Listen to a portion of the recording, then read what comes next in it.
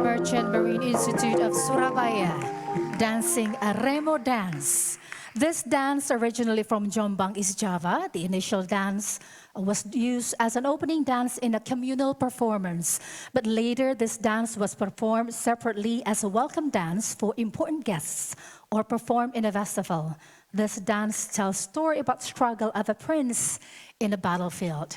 Ladies and gentlemen, a very good morning to all of you, esteemed guests and participants, and a good day to you, all participants joining us through Zoom meeting platform. Thank you for being with us today. As we gather at the beautiful and historical city of Surabaya, I am reminded of the collective strength and vision we bring to this third regional task force meeting on biofouling management and invasive aquatic species. Each one of you, representing diverse shores and unique marine ecosystem, is a testament to the dedication we share for our marine world. And today is about forging connections, engaging in enlightening conversation, and building on our shared mission. Let us make the most of the day, embracing every opportunity to learn, share, and collaborate, and together we sail towards a broader, sustainable future for our oceans. My name is Micha Yusuf. I'm your master of sharing for today. And ladies and gentlemen, let us start this day with a few messages. The first one will be delivered by Director of Marine Safety and Seafarers of Ministry of Transportation, Republic of Indonesia, Directorate General of Sea Transportation, that also is a meeting chair. Ladies and gentlemen, please welcome Dr. Hartanto M.H. Emmar A.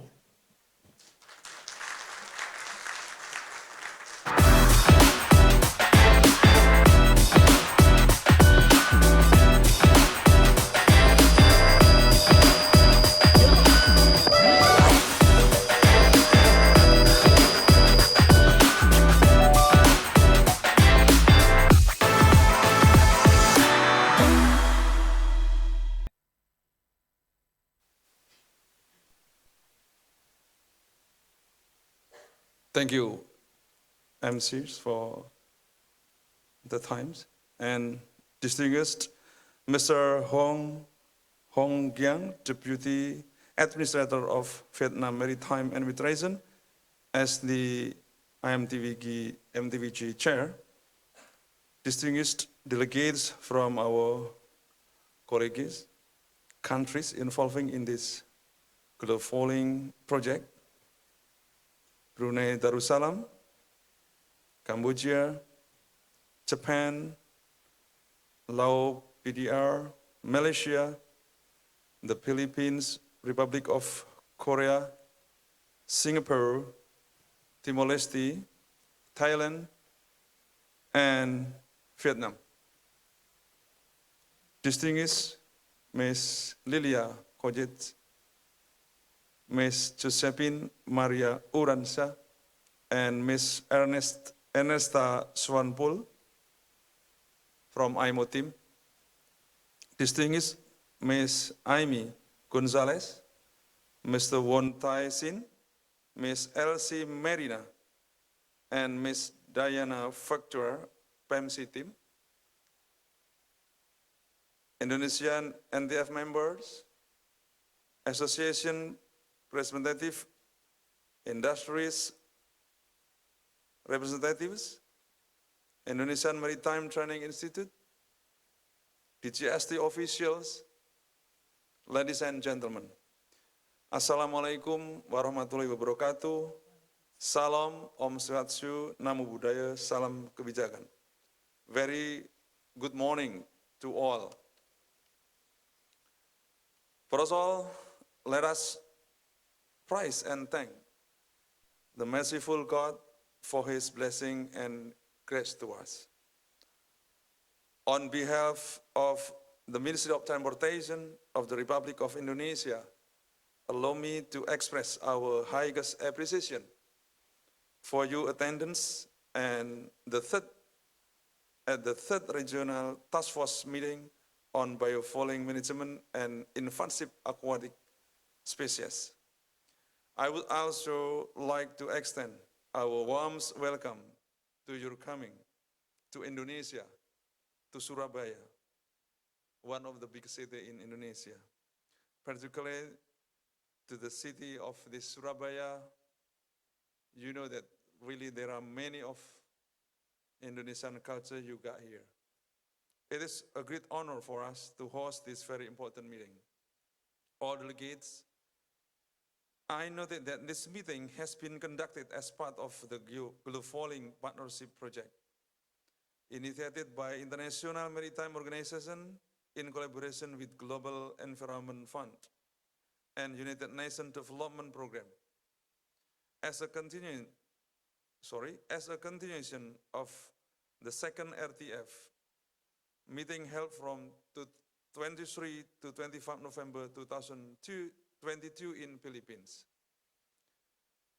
At the first RTF meeting, we endorsed the establishment of a regional task force and the development of a regional strategy on biofouling management in these ASEAN seas. At the second meeting, we reviewed the draft regional strategy and discussed its implementation, including the countries and private sector ongoing initiative on biofouling management. Today, we are going to endorse and approve the revised regional strategy, as well as provide insight into the recommended next step of the project. Distinguished guests and delegates, Indonesia takes responsibilities as one amongst 12 of lead partner countries of the Biofouling Partnership Project.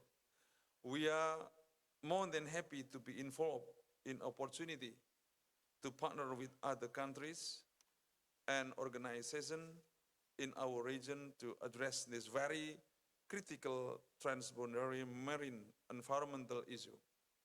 We are also confident that this project is making positive contribution to global marine environmental protection effort.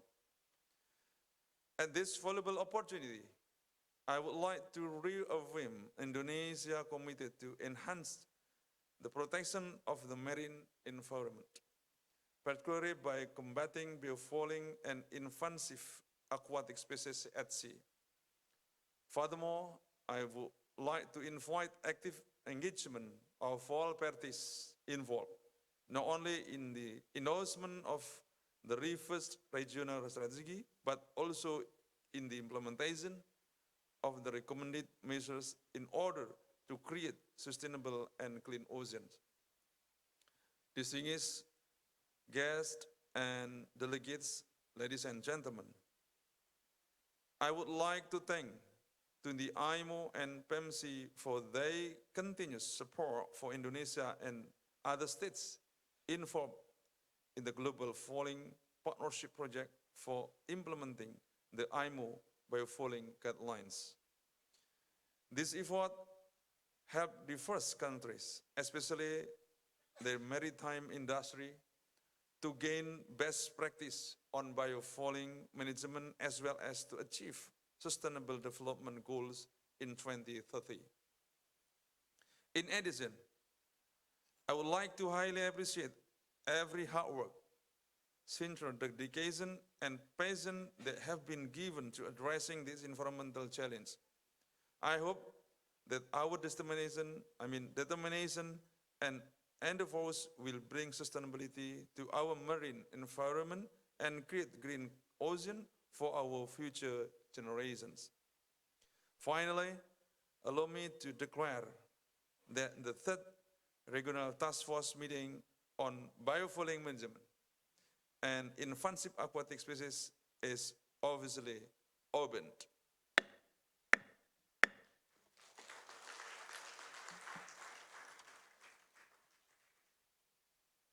Let us have constructive and fruitful discussion throughout the meeting, and may God, the Almighty, bless our effort. Thank you. Wassalamualaikum warahmatullahi wabarakatuh.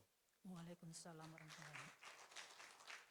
Dr. Hartanto MH MRA, thank you so much. Kindly be seated.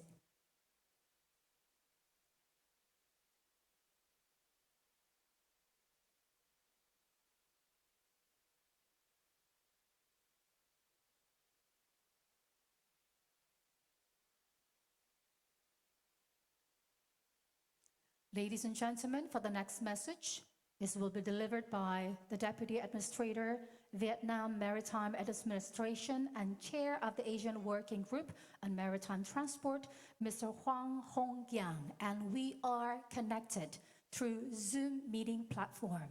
Mr. Huang Hongjiang, the screen is yours.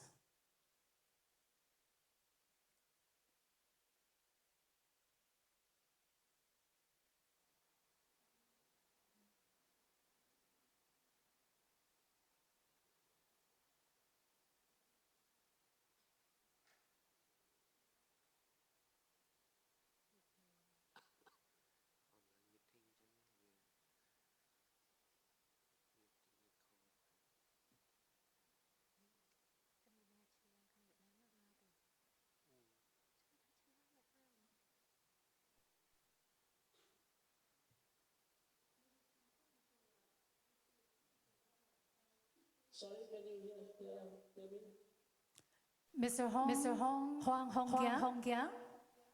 Yes. Yes. Thank you so much for joining us this morning. Okay, so can I start my speech? Yes, Do you sir. hear me clearly? Okay, The thank you very screen much. is yours. Yeah, thank you very much. Dr. Captain Anthony Arif Priyadi, Director General of Sea Transport, Ministry of Transport, Republic of Indonesia. Peter Hantado, Directorate of Maritime Safety and Seafarer. Ms. Doty, the chair of WIMA Surabaya chapter. Dr. Lydia Kozit, the IMO Global Flooring Partnership Project Manager. And Ms. M. Gonzalez, the PEMC Executive Director. Distinguished delegates, ladies and gentlemen. First of all, I would like to extend my warm and pleasant good morning to each of you from Vietnam. I would like also to extend my gratitude to the organizer for inviting me in my capacity as chair of ASEAN Maritime Transport Working Group, MTWG, to the third meeting of the regional Biofouling Task Force today. Anh hãy dùng một chút âm thanh vào đây. Đây.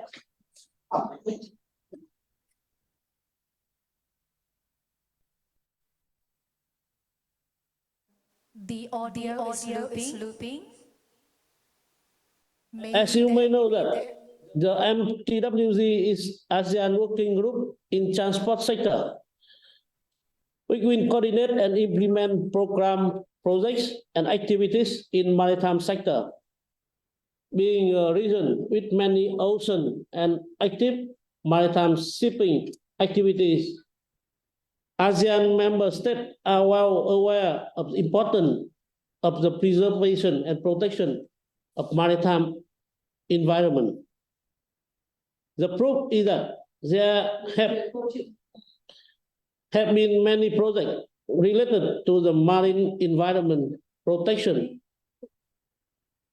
carry on in recent years, namely the maritime environment protection of the Southeast Asia Sea, the MAPSEA project, and the Rethinking Plastic project.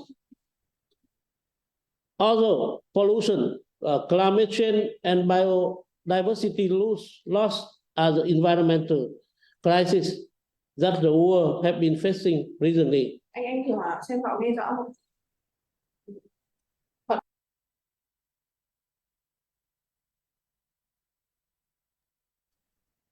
Oh, yeah. So can you hear the voice good?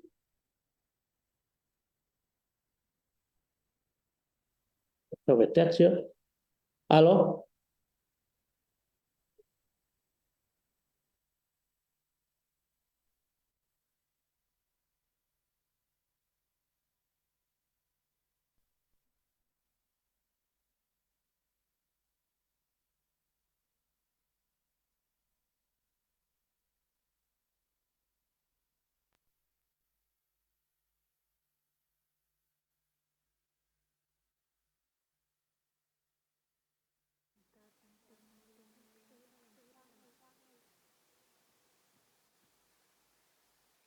Can we proceed, sir? Can I continue? Yes, sir. Yes, sir. Okay, thank you.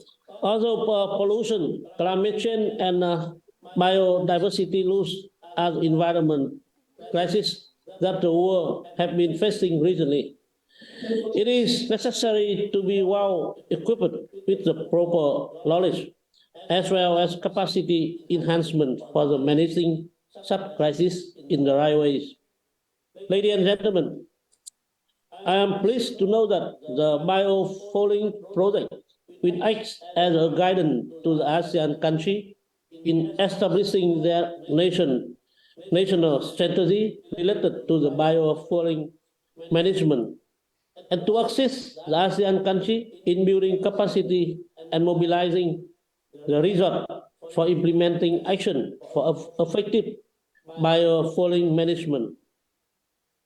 For today's event, we are denied to have expert representatives from the research and academics in the region, as well as experts from the IMO and maritime industry, who can share their expertise and knowledge in such matter and to contribute to make this meeting a successful one.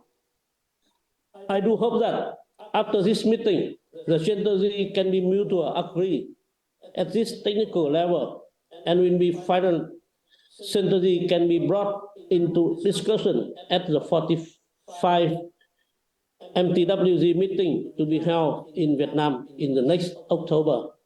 So thank you very much for your attention. Thank you so much, Mr. Huang Giang, Deputy Administrator, Vietnam Maritime Administration, and Chair of the Asian Working Group on Maritime Transport. Thank you so much for your time. Ladies and gentlemen, for the next message will be delivered by the IMO Project Technical Manager of the Biofouling Partnerships Project. Please welcome Dr. Lilia Kodjet-Elkil.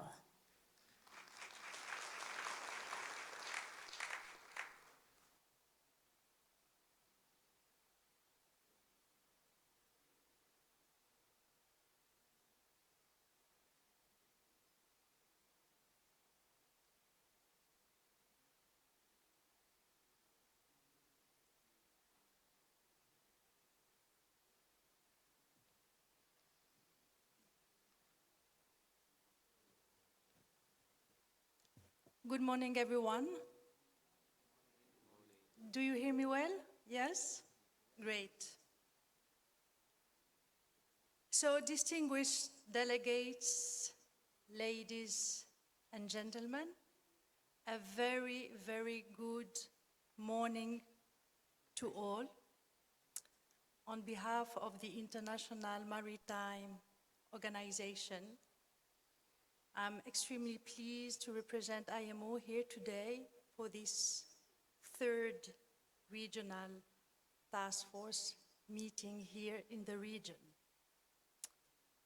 So, my name is Lilia Kodjet-Elkil, and I'm the project manager for the Biofouling Partnerships project under which this activity is taking place. And today with me, also representing IMO, is Josephine Uranza, who is sitting here. If you can, yes, thank you, Josephine. She is the IMO's regional coordinator for Asia. And I have also brought with me Ms. Ernesta Swanepoel.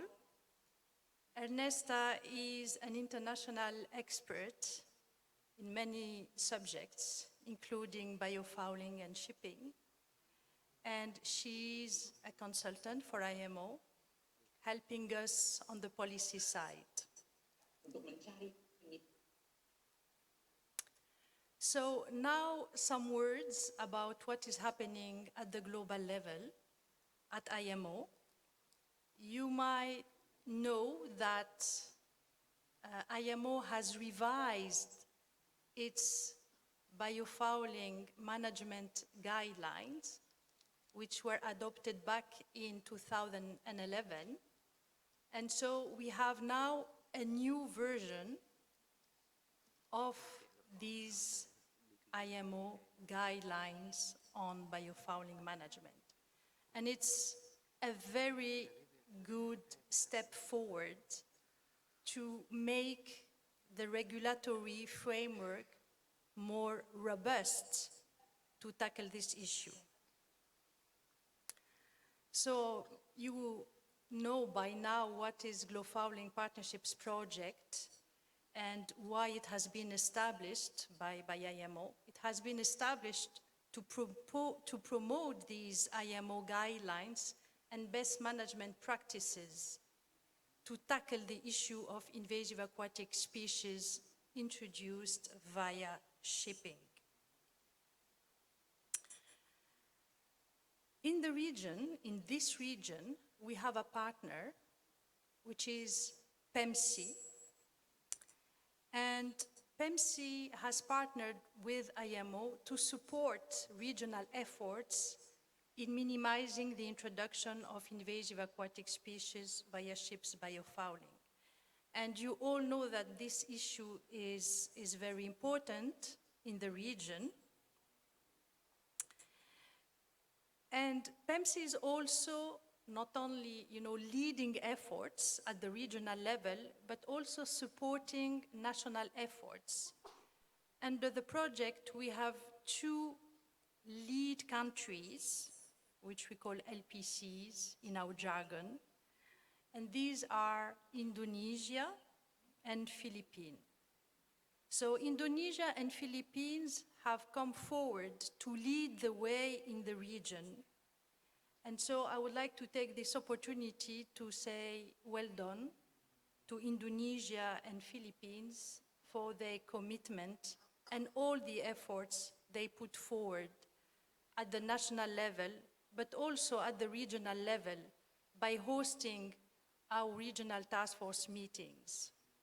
So thank you to the Philippines and Indonesia for this. We also have what we call PCs, again, in our jargon. Those are countries which have expressed an interest in doing something to solve the issue, although they do not benefit directly from the project. And this is Malaysia and China. Now, this is the third regional task force meeting, so it's about time to take stock of the situation and consider what has been achieved so far in this region. And I must say that a lot has been achieved. First of all, when it comes to raising awareness about the issue. And this is very important because it's puzzling to realize how much this issue was not very well known despite its important impacts on many sides of our lives. So a lot has been done globally and also regionally, and here in this region to raise awareness about this issue. And that is already a great achievement. But the main task at the regional level is the development of a regional strategy and an action plan. Why is that important?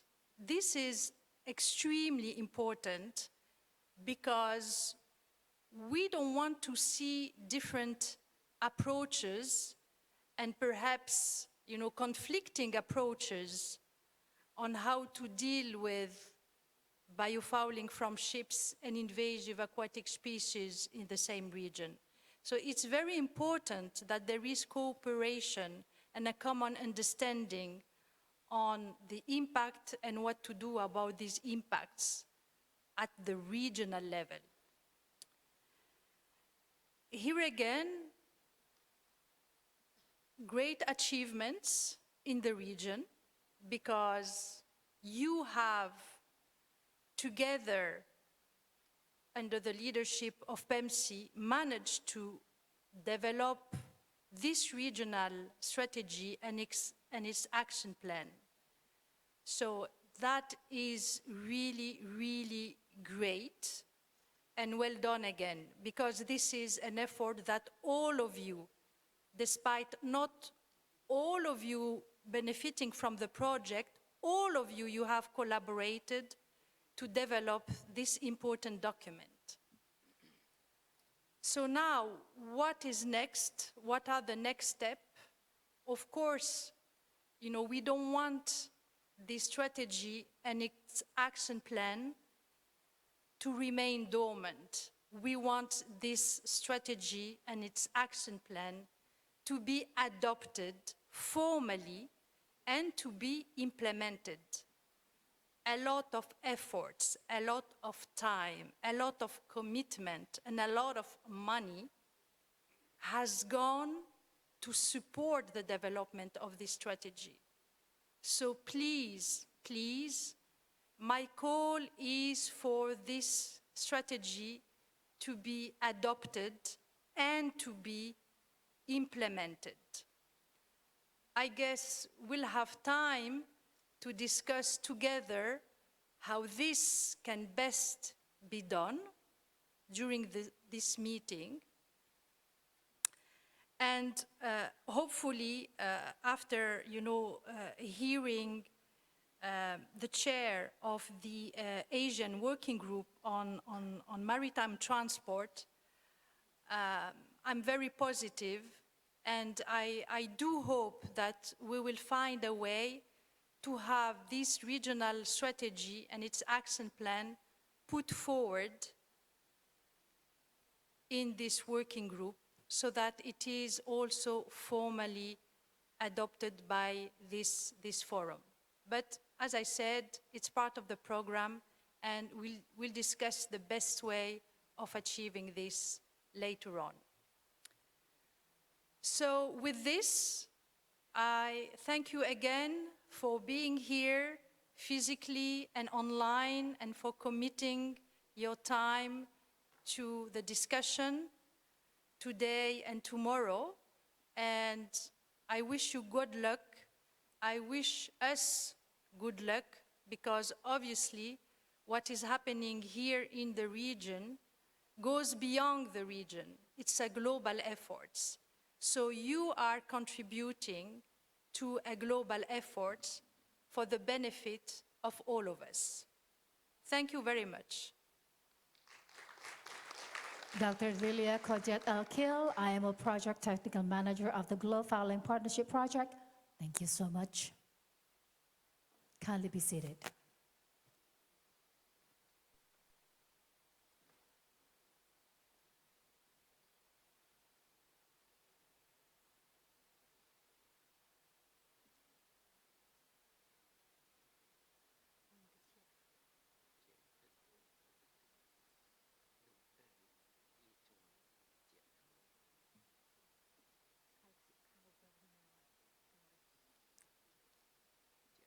Ladies and gentlemen, the next message will be delivered by PEMC Executive Director.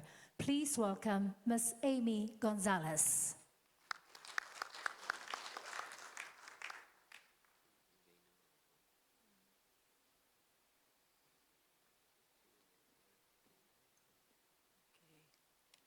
Terima kasih, MJ. Good morning, distinguished participants, guests, ladies and gentlemen, both physical and online. It is good to see many familiar faces and new ones as well in this third regional task force meeting on biofouling strategy.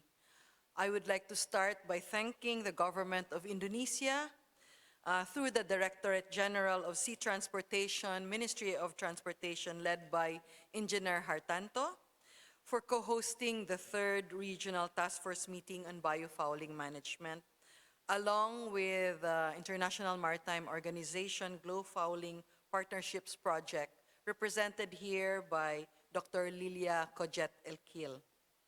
I would also like to acknowledge the presence of the chair of the ASEAN Maritime Transport Working Group, and Deputy Administrator, Vietnam Maritime Administration, Mr. Huang, for gracing us with his online presence. We hope to get a copy of his speech later because I don't think we got everything with the glitches, but we really appreciate his presence here. Now, his presence is really important as all of yours as well because for the next 2.5 days, we will collectively work on a draft regional strategy on biofouling management that, as Lilia mentioned and also Engineer Hartanto mentioned, will be tabled and considered in the ASEAN. Why is it important? ASEAN in our region is the highest political decision-making body. So if we get approval, if we secure the approval of the ASEAN through the ASOAN, then we will be able to implement our projects at the local, national, and regional level smoothly. It will mean an easier mainstreaming of this program in our country programs and plans.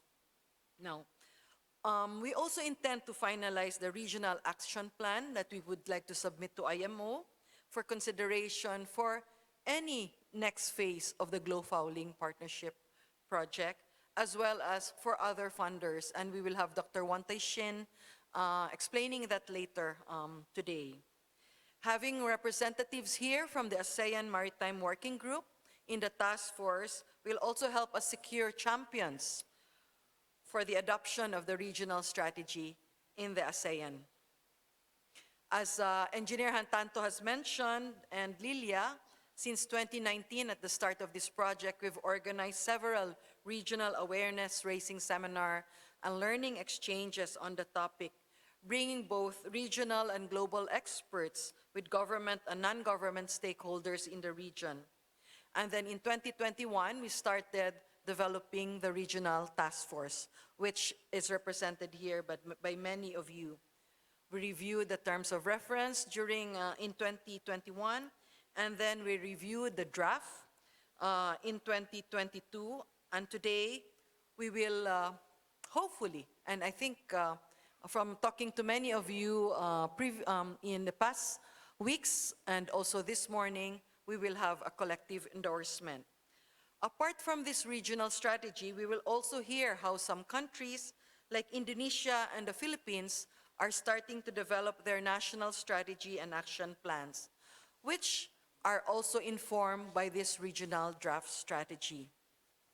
Now, the strategy that we collectively develop, as you all know, is a dynamic framework. It encompasses many themes, from tourism, aquaculture, recreational vessels, etc., and so on, and shipping, and so on and so forth. And geographically also, it covers not only our region, because invasive aquatic species, as you all very well know, is a transboundary issue. Now, this regional strategy is not, as I said, is iterative and dynamic because it will also reflect the experience and lessons in drafting the national strategy and action plans. And we intend to revisit this every 3 to 4 years to ensure that it is fit for purpose and implemented effectively. It also aims to contribute and align to global targets, as what Lilia has mentioned, to address not only biodiversity loss and climate change, but the triple planetary crisis of biodiversity, climate change, and pollution. It will also help us transition towards what we all achieve as sustainable, inclusive, and resilient blue economies. Now, having an agreed strategy is the beginning of a collective effort to manage biofouling, and we all know its importance from the environmental consequences of not doing so. But we also are aware that the economic arguments are compelling. The primary cost associated with fouling is due to the increased fuel consumption attributable to increased frictional drag. The cost related to hull cleaning and painting are actually much lower than fuel costs.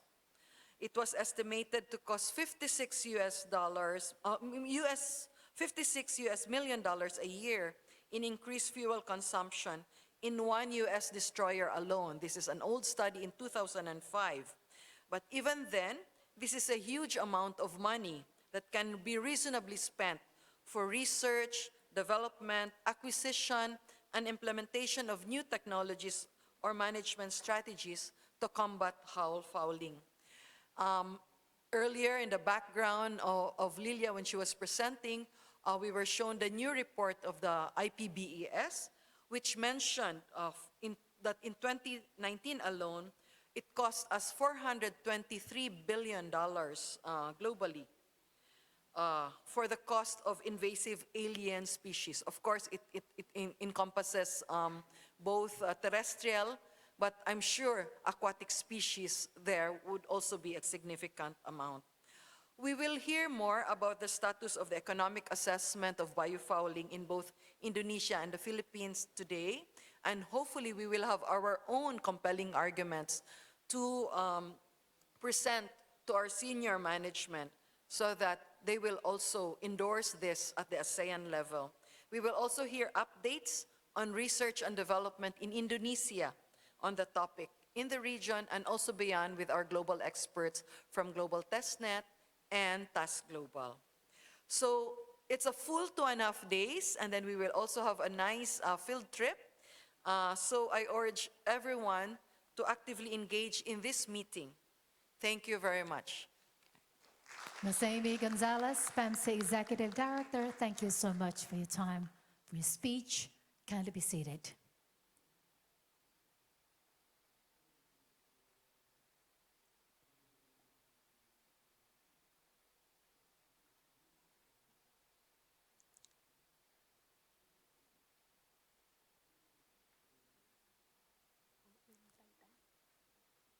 Ladies and gentlemen, for the next agenda will be presentation and adoption of the meeting agenda. And for this session, I would like to invite one more time Dr. Hartanto MRA as the meeting chair. Well, thank you, MC. Distinguished Dr. Hoang Ho Giang and Asian staff on maritime transport, Dr. Lilia, Ms. Aimee, and members of the Regional Task Force on Biofouling Management. Good morning. Welcome to the third RTF meeting on biofouling management and invasive aquatic species in Surabaya, Indonesia. Earlier, you have seen me delivering the opening remark of behalf of our acting Director General, actually the Secretary of DGST, Mr. Lolan Panjaitan, will be the chair, but again, due to very urgent assessment, he asked me to represent him. Allow me to introduce myself. My name is Dr. Hartanto, the Director of Marine Safety and Seafarers of DGST MUT of Indonesia. I'll be chairing the meeting for the next couple of days. Without further ado, let us start with the presentation, the agenda for your review and adoption. May I request the Secretariat to kindly put the agenda on the screen, please.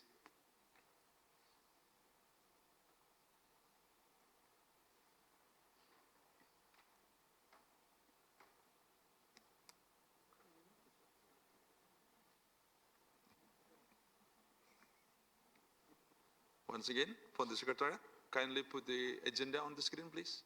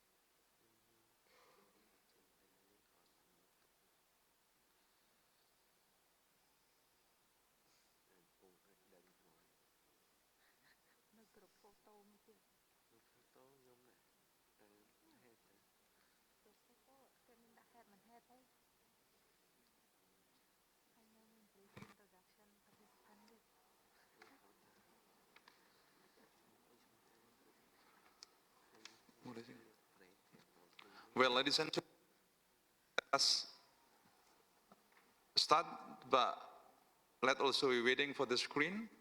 If you don't mind, I would like to read by my computer here about our agenda for today. We start at 10 to 10:30. There will be presentation and adoption of the meeting agenda. And then we will have our brief introduction of participants. And also we will do group photo. Then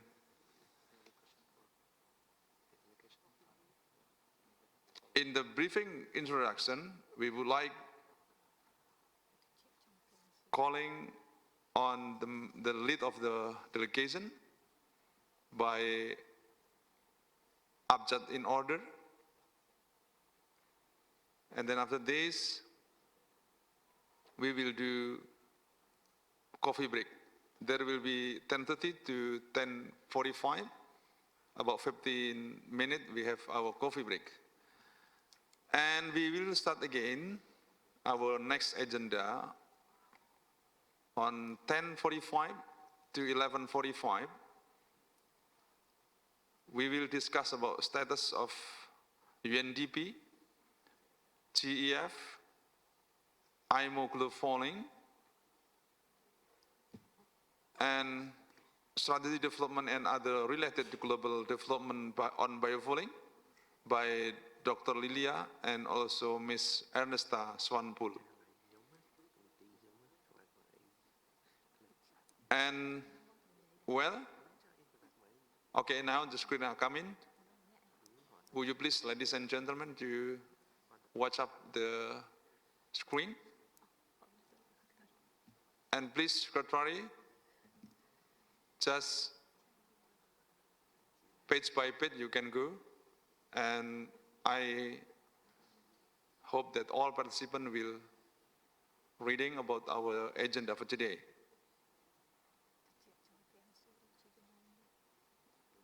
Okay, for the next page, please.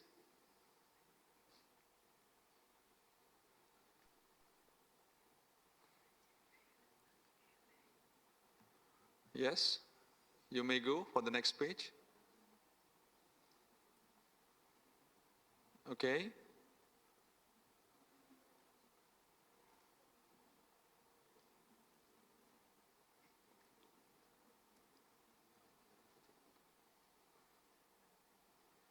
Okay, can you just stop at 11:45 to 13:00?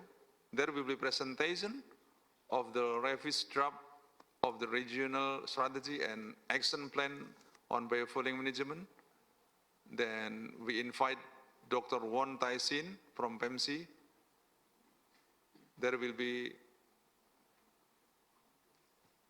11:45 to 13. And the presentation will follow by PEMC and also followed by country statement. There are 12 countries from Brunei, Cambodia, Indonesia, Japan, Laos, Malaysia, Philippines, Republic of Korea, Singapore, Thailand, Timor-Leste, and Vietnam. And then we will have our lunch break, start from 13 to 14:00. But in case that the presentation is not finished, then we can continue after lunch. Otherwise, after lunch, start 14 to 14:30, there is Asian Working Group on Maritime Transports by Asian Secretary. And then next will be presentation of updates by the Philippines of lead partner country at 14:30 to 15. After that, we'll have coffee break. And then 15:30 to 16, we continue with our presentation of updates of by Indonesia as lead partner country. And we invite Dr. Muhammad Rianto on the stage. And 16 to 16:30, we invite Ms. Dodi, Women and Maritime Initiative of Environmental Preservation, She is chair of Vima Surabaya chapter. And then 16:30 to 17:00, there will be summary of meeting. And this evening we will have our welcome dinner from 18:30 to 20:30. And for first day, we will end of this agenda by welcome dinner. Next, for the second day, we will start at 9, and 9 to 11, we will have a presentation of biofouling related research and innovative initiative in Indonesia. We will have, there are 4 speakers, start from 9 to 11, and then from 11 to 12, there is recent development and initiatives by business and other stakeholders. And then there is one of introducing Blue Streak. This is Indonesia innovative underwater cleaning area of services. And we'll have our lunch at 12:30 until 14. And that's all for the second day. We will finish with dinner at 18:30 to 20:00. And I would like to inform that this dinner hosted by Pelindo, this is Indonesian shipping company, at Kawilon, this hotel, Sheraton Hotel. And ladies and gentlemen, for the third day, this is our field trip. There are 2 places that we have to come to visit, Let us assembly at 8:00 to 8:30 at the lobby to start our field trip. And then 8:30 to 16, there will be 2 places for our field trip. There are PT PAL of Indonesia. This is kind of ship industry, ship building industry. And then we will visit also Institute Teknologi 10 November, ITS Surabaya. This is one of institute in Indonesia regarding to the technical of 10 November. And then after this, we back to the hotel, and that's all our agenda for 3 days agenda. Well, ladies and gentlemen, please raise your flag if you have any further comment or suggestion on the agenda.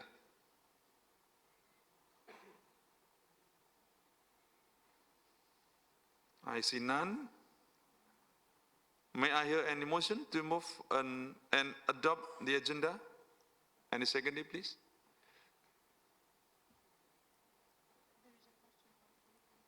Okay, from Philippines. Good morning, everyone. And first off, I would like to express our gratitude to the Directorate General of Sea Transportation of Indonesia for hosting the 3rd Regional Task Force meeting. The Philippines would like to move for the adoption of our agenda in this meeting. Thank you. Thank you, Philippines.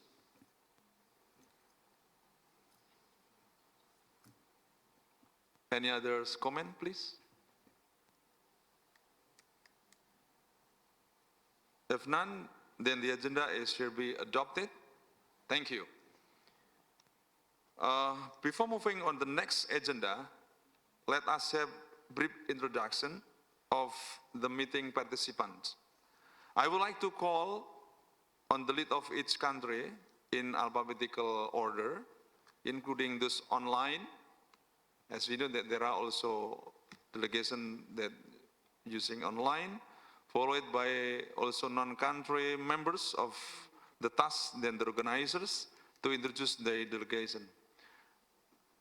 Let us start from Brunei Darussalam.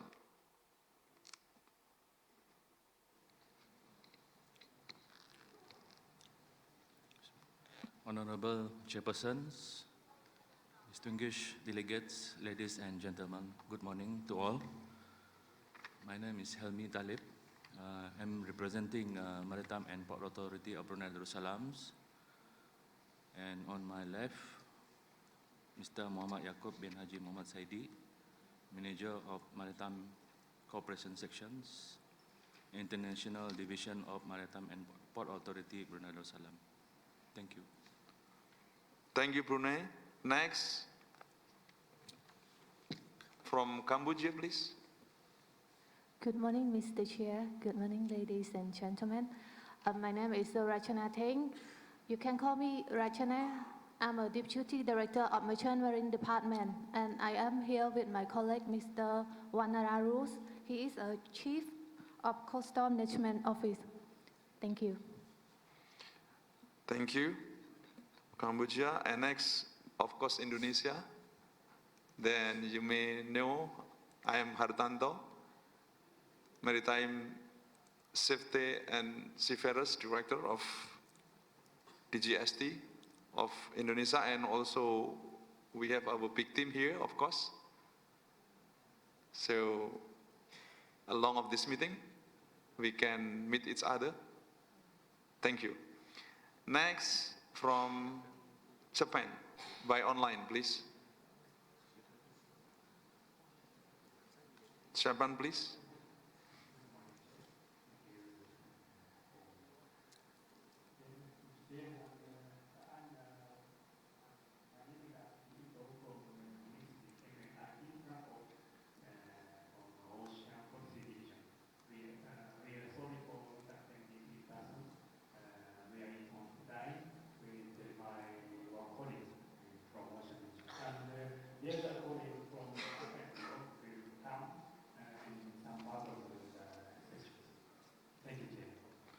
Thank you, Japan.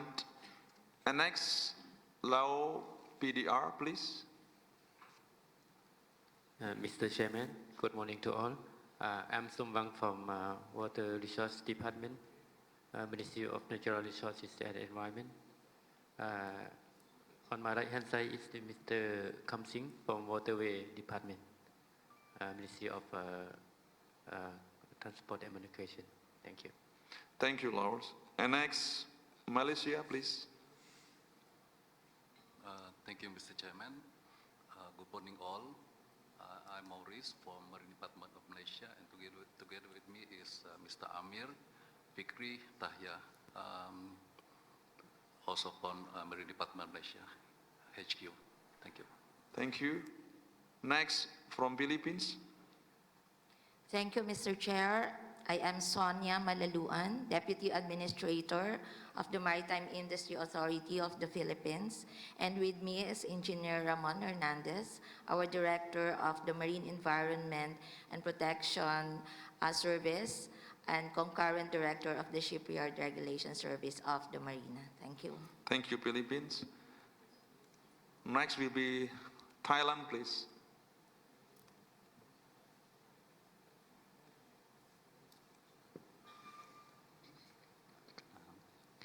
Good morning, all distinguished participants.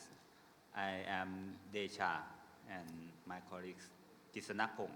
We are from Marine Department under the Ministry of Transport, Thailand. Thank you. Thank you, Thailand. Next, from Timor-Leste. Good morning, distinguished delegations. I'm Elder Silva. With my colleagues, John Fernandez. We are come from Timor-Leste with the National Directorate of Maritime Transport under Ministry of Transport and Communication. Thank you. Thank you. And next will be from Vietnam. Good morning, ladies and gentlemen. My name is Nguyễn Thị Thanh Huyền. I'm Deputy Director of International Cooperation and IMO Department under Vietnam Maritime Administration, Vietnam Marine. So my colleague, she's from Science, Technology and Environment Department. Now she's not come because she has a certain private issue with, so she is not able to come. So Vietnam delegation, there is only one me. So nice to meet you. Thank you, Vietnam. That's all the delegation. Come from the members, but we would like to invite also to introducing from TAS Global and then Global Testnet and then IMO, PEMC, and also the others who I'm not mentioned but coming to this stage. Let us first from TAS Global, please.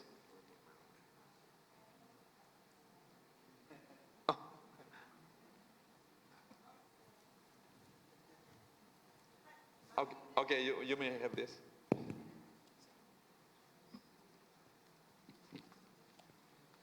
Hello, I'm Sophia Hee-jung Kim, Director from TAS, and we are the delegate of the Ministry of Korean Oceans and Fisheries. And this is Mr. Yoon, our R&D Project Manager. Nice to meet you all. Thank you, TAS Global. And then Global Testnet, please. Yeah, good morning, everyone. I am Dr. Trillet. I am the chair of the Global Testnet. I will give you more information about what our organization does tomorrow, and I'm very honored to be here with you today. Thank you. Thank you, Global Testnet. And then from IMO, please. So my name is Lilia Kojet-Elkil. I'm the project manager for Biofouling Partnerships project. This project sits within the Department for Partnerships and Projects at IMO.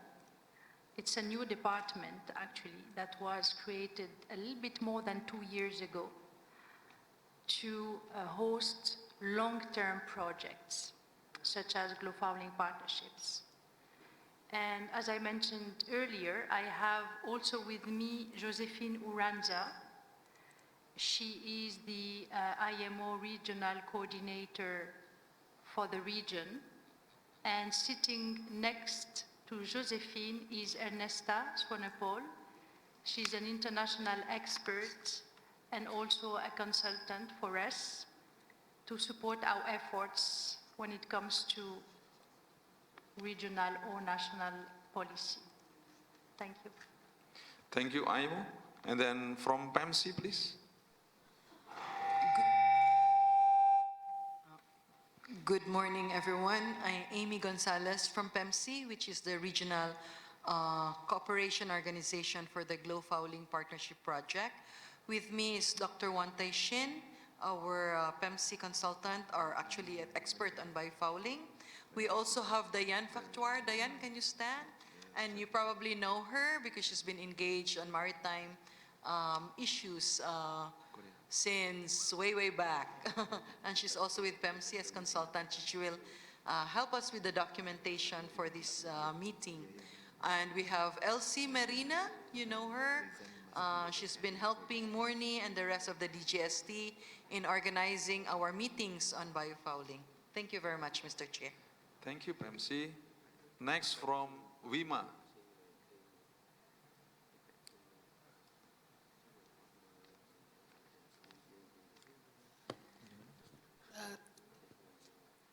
Thank you, Mr. Chair. Good morning, ladies and gentlemen. My name is Tresna Pardosi from Women in Maritime Indonesia. With me also Ms. Sri Lestrari from WIMA Indonesia. This evening, our WIMA chapter Surabaya also will have a presentation. Thank you. Thank you, WIMA. And then from EPB, please. Thank you, Mr. Chair. Let me introduce from IPB. My name is Muhammad Rianto, and with me is Ms. Dea Lestari, also will present on the next day. Thank you. Thank you, Pak Rianto. And next will be from ITS, please. Good morning. Thank you, Mr. Chairman. Thank you, everybody who met me last year in Manila. My name is Iketut Arya Priyautama. I'm a lecturer at the ITS, Institute Technology 10 November. And on behalf of ITS, we welcome you on the visit on Friday afternoon to our campus to see some work of our school in managing the biofouling problem. Thank you. Thank you. Next from Aidlangga, please.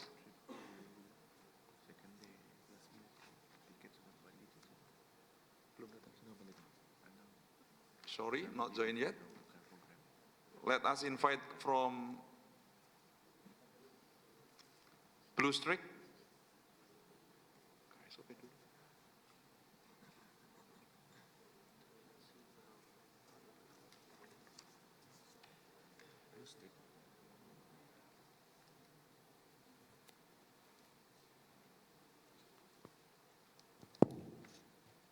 Good morning, everybody.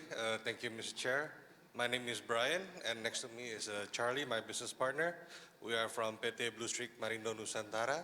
We are an underwater services company in Indonesia. Thank you. Thank you, Blue Streak. And then from Port Authority of Surabaya, Captain Heru, please.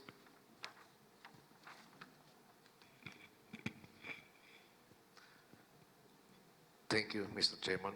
I am Captain Heru Santo, and I am from the KSU Tanjung Perak, so we are be here until the finish. Thank you. Thank you, Port Authority of Surabaya. And next from INSA. INSA, please. Thank you for the opportunity. Allow me to introduce myself. My name is Jay Singhi. In this opportunity, I'm representing the INSA, or the Indonesian National Ship Owners Association. Thank you. Thank you, INSA. And the last one from Pelindo. Thank you, Mr. Chair, distinguished participant. I'm David Pandapotan Sirait, CEO of Terminal Teluk Lamong, the subsidiary of the Pelindo, or Indonesian Port Corporation, which is the next October 1st. We celebrate the second celebration of the merger of Pelindo 1, 2, 3, 4. So we support this event. Thank you very much. Thank you, Pelindo. I'm sorry, ladies and gentlemen, the time goes fast, and I think there are also still some participants who are not have a time to presentation or to introducing. But along on this meeting, let us always keep in touch, and we want to know one by one. Well, next, may I request the Secretariat to kindly put the agenda, and we will have our group photo. Please, Secretariat.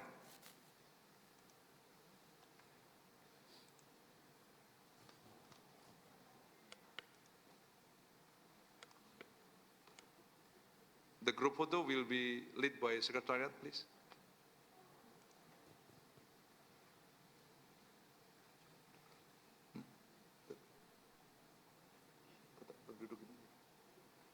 I think we keep to sitting up, and let us, the photographer, take the picture from that side, in front of me, and then the background will be our member flags. And please, all of delegation, to see the photograph from the stage.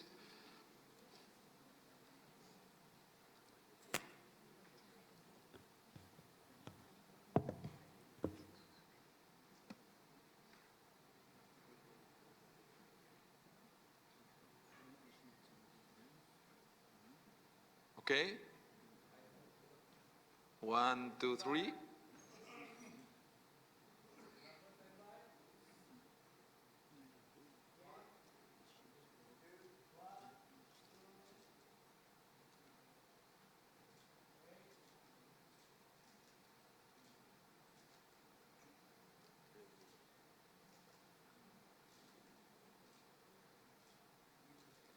Okay, please, will you raise your finger and your hand to say love?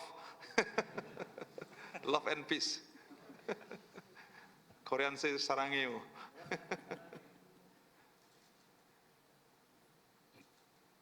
Okay, thank you, everyone. Thank you, delegate.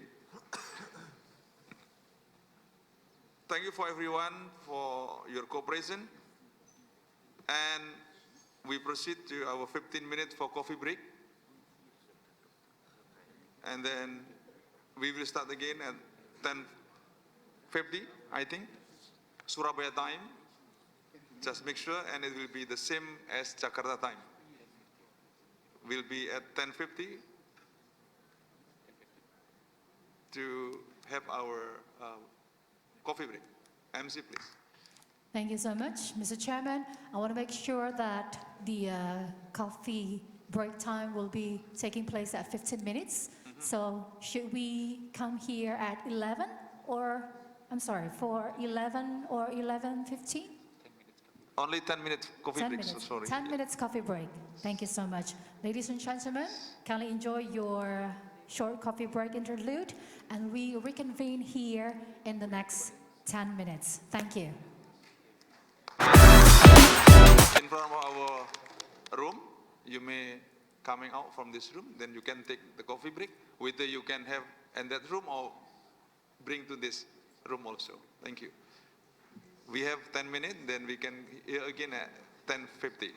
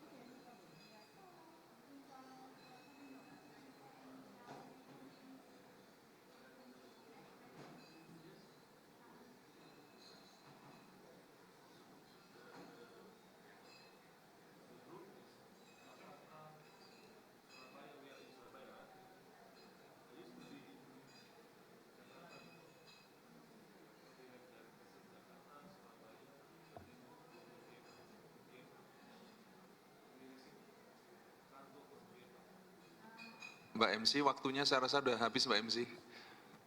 Sampaikan aja bahwa boleh ngopi di dalam deh.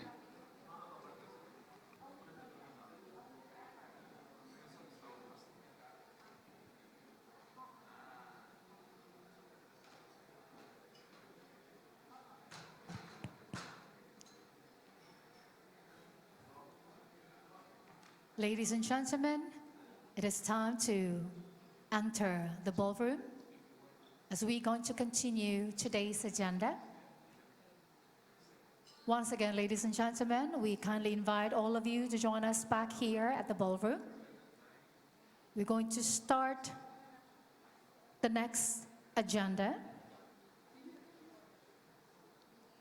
You may bring your coffee and snacks inside the ballroom to be enjoyed here while participating or joining in the session.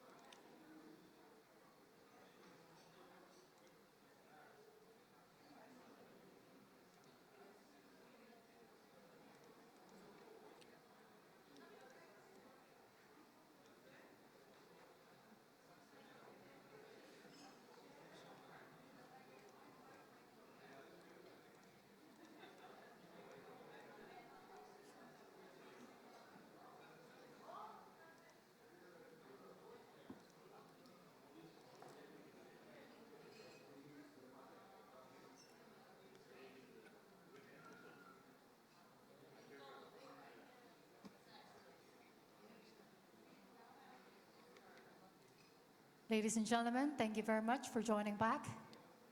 Kindly be seated. We're going to continue with the next agenda.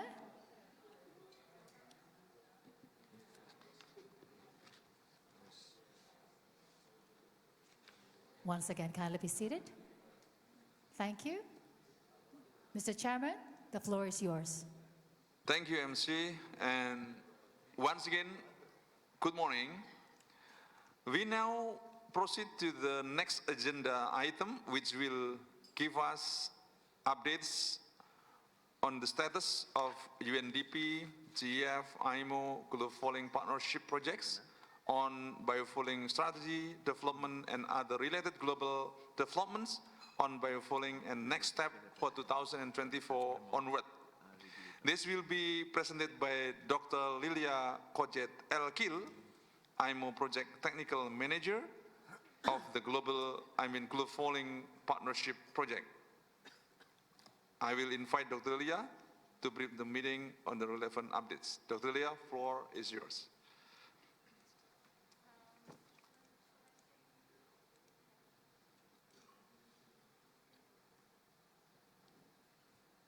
I don't know if the Secretariat will share the presentation on screen or, yeah?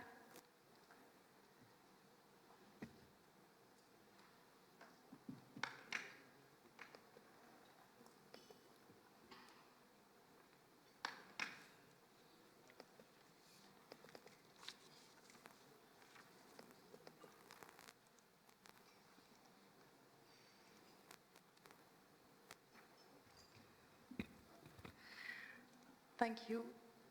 So today I wanted to provide you with a bit of an overview of where we are with implementation of the project. And this is relevant, of course, because we, as you know, have a national level and a regional level, so it will be important for you and where we are. Next slide, please.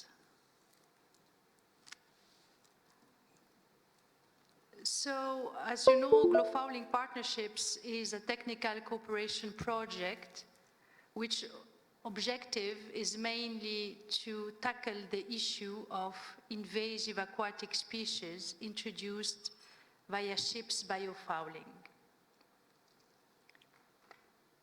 Next slide. So, I'm not going to repeat myself. As we said, you know, this morning, a lot of raising awareness has been done on the consequences of invasions. And you all know the impacts that the introduction of invasive aquatic species has on the marine environment, on our economy, our resources, and even human health. So that's bad. But the good news is that these impacts are high on the international agenda. And first of all, I would like to talk about or mention the EPBS report, which was issued before the pandemic in 2019. And it's a very important report, actually, because it was developed by many scientists from many countries, and the objective was to assess the status of biodiversity. And the conclusion of this report were not really great. Sorry, I'm just going to ask a question to the Secretariat. Is it possible that I would change the slides myself?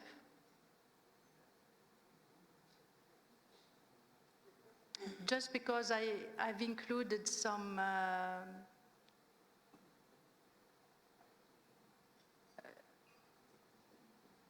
fancy stuff that I would like to play.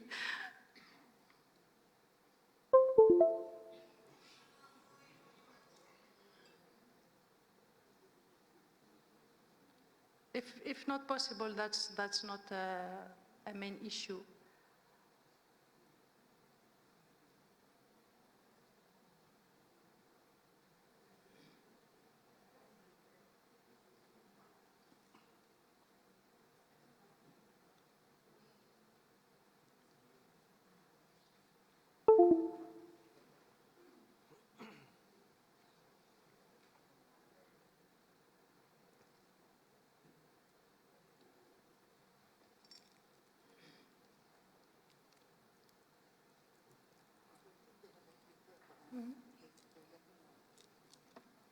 are getting one? Okay.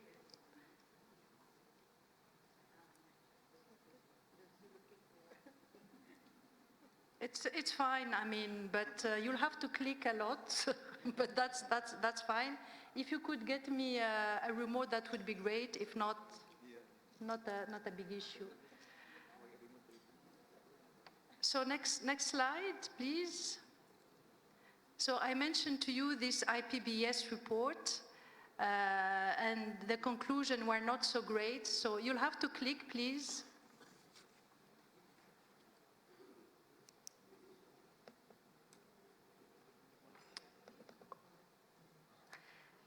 So basically, this report identified invasive species as one of the 5 drivers that are responsible for change in nature. So it was a very important outcome. People were not aware that, invasive aquatic species were amongst pollution, amongst climate change, etc., one of the key drivers that explains why biodiversity loss is occurring so quickly. Next slide, please. So another important agreement that was signed last year, that was agreed last year, was the coming Montreal Global Biodiversity Framework, which I'm sure some of you have heard of. And this is a new agreement, a new global agreement, which was adopted under the CBD, the Convention on Biological Diversity. And the agreement objective is to reverse the decline in biodiversity by 2030. So there has been a number of targets to be achieved by this date, by 2030, in order to reverse the decline. And one target is specific on invasive species. So again, here it highlights the importance of invasive species in actually causing biodiversity loss. Next slide, please. Now, when was it? Maybe 10 days ago? Okay. Okay, thank you so much. Okay, thank you so much. So, 3 weeks ago, a new IPBES report was issued, and that is a follow-up of the first one I mentioned, because they said, oh, okay, invasive species is one of the 5 drivers for biodiversity loss. Let's look into this issue, specifically invasive species. And it's a very interesting report that, first of all, highlights the role of shipping in moving invasive species, which was not necessarily the case, because usually people think about invasive species on the terrestrial side, but not necessarily on the sea-based side. So that was recognized in this new study, and there is a lot of information on impact and what we should do to minimize this impact, including implement policies. So on the IMO front as well, at the International Maritime Organization front, as you know, IMO has adopted these guidelines back in 2011. And as I mentioned this morning, these guidelines were revised this year, and the objective was to have a text which is more solid, to facilitate implementation, to clarify some definitions, etc. It didn't change the main principles, but it made the text more solid. There was also an agreement at IMO to develop some guidelines on in-water cleaning, and this exercise is expected to be completed in 2025.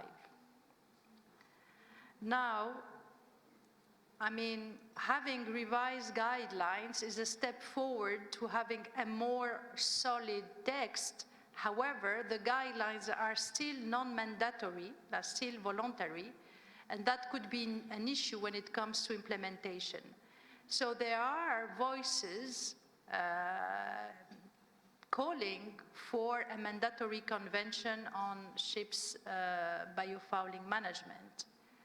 So we don't know what will happen in the future, but this is a possibility, a serious possibility, which we hear actually not only from the countries, but also from the industry itself. The industry is expressing a wish to see a mandatory convention in place.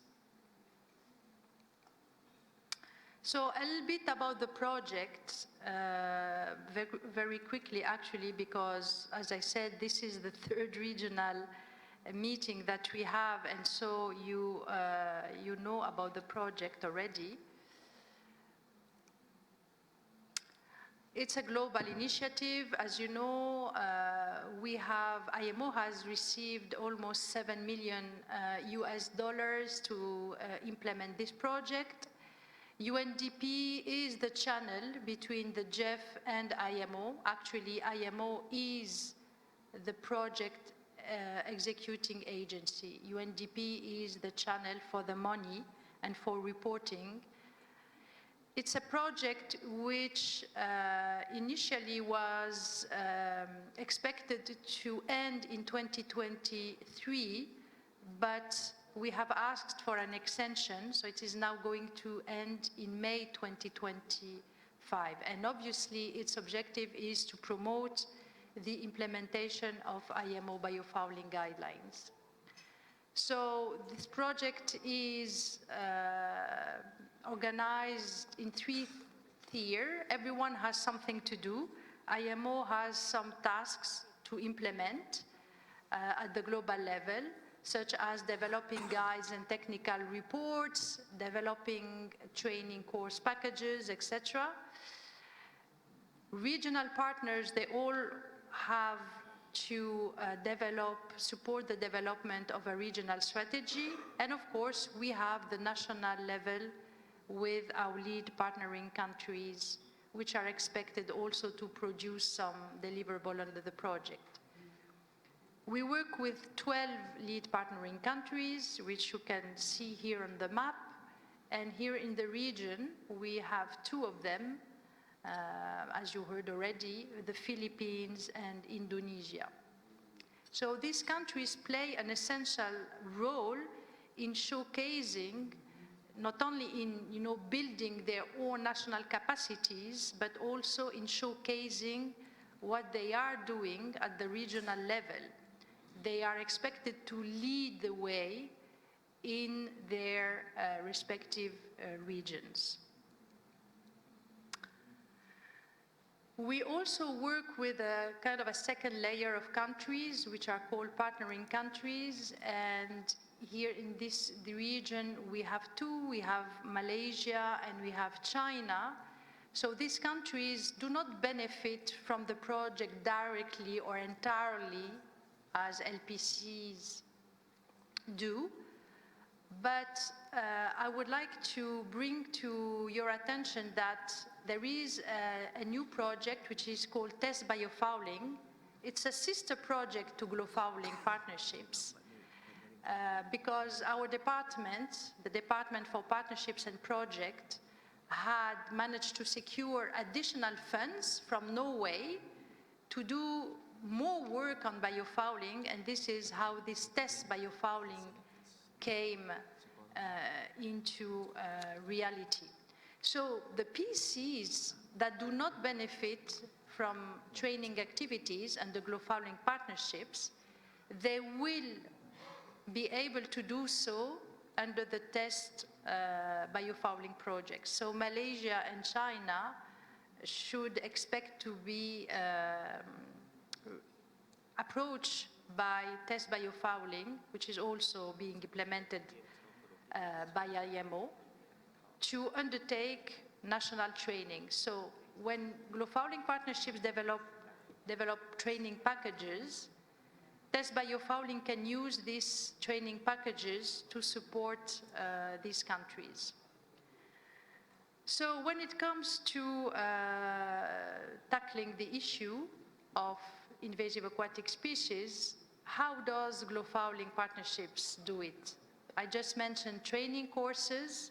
We have developed a course on marine biofouling, which was delivered in all 12 countries, and the pilot training was carried out in the Philippines. So thank you again, Philippines, for helping us with this. And we also have developed, during the pandemic, an e-learning training course on biofouling management. So everyone who is interested in taking this course, this is free. It's available on IMO's learning platform, and it's available in English. We have, of course, more training coming. One which is being deployed, actually, on biofouling management and record book, and one will focus on dry dock operations. Test biofouling, the project I mentioned earlier, will develop also training, one on inspection methods and one on in-water cleaning. We also developed guides for governments, which you can see here on the slide. One is a guide to develop national status assessment. Another one is to develop rapid economic assessments. And the last one is on developing national strategies and action plan. So these guides are used by our 12 countries to develop their national reports and strategy. But obviously they are available for anyone who is interested in undertaking these exercises. We also published technical reports. So this is very important because, you know, before global-fouling partnership, there was a gap in knowledge. And one, you know, a good thing that the project did is to understand what are the best management practices in certain areas. So we have issued a report on aquaculture, another one on recreational boating, and more are coming. We also try to understand some aspects of biofouling management. One is about regulations, because we realize that some countries have developed regulations, ports have some regulations or, you know, standards. So our GIA, our Global Industry Alliance, put some funds to develop a report on regulations and standards. Another report that was commissioned by our Global Industry Alliance was a report to better understand the relation between biofouling management, fuel efficiency, and greenhouse gas emissions. And that report had a big impact, actually, because it did demonstrate how much greenhouse gas emission you can reduce by managing biofouling. So, you know, managing biofouling is really a win-win situation for whoever wants to protect the ocean, but also for the industry and shipping. These are reports in development, so they will be issued very soon. One on the oil and gas sector, which is ready and is going to be published soon, and one on the ocean energy. We do not limit ourselves to shipping, strictly speaking, and that is also you know, an aspect which is interesting in the project.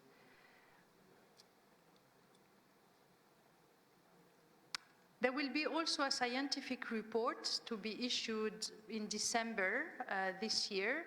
And this again is going to be an important report because it will specifically focus on biofouling and its role as a vector for introducing invasive aquatic species.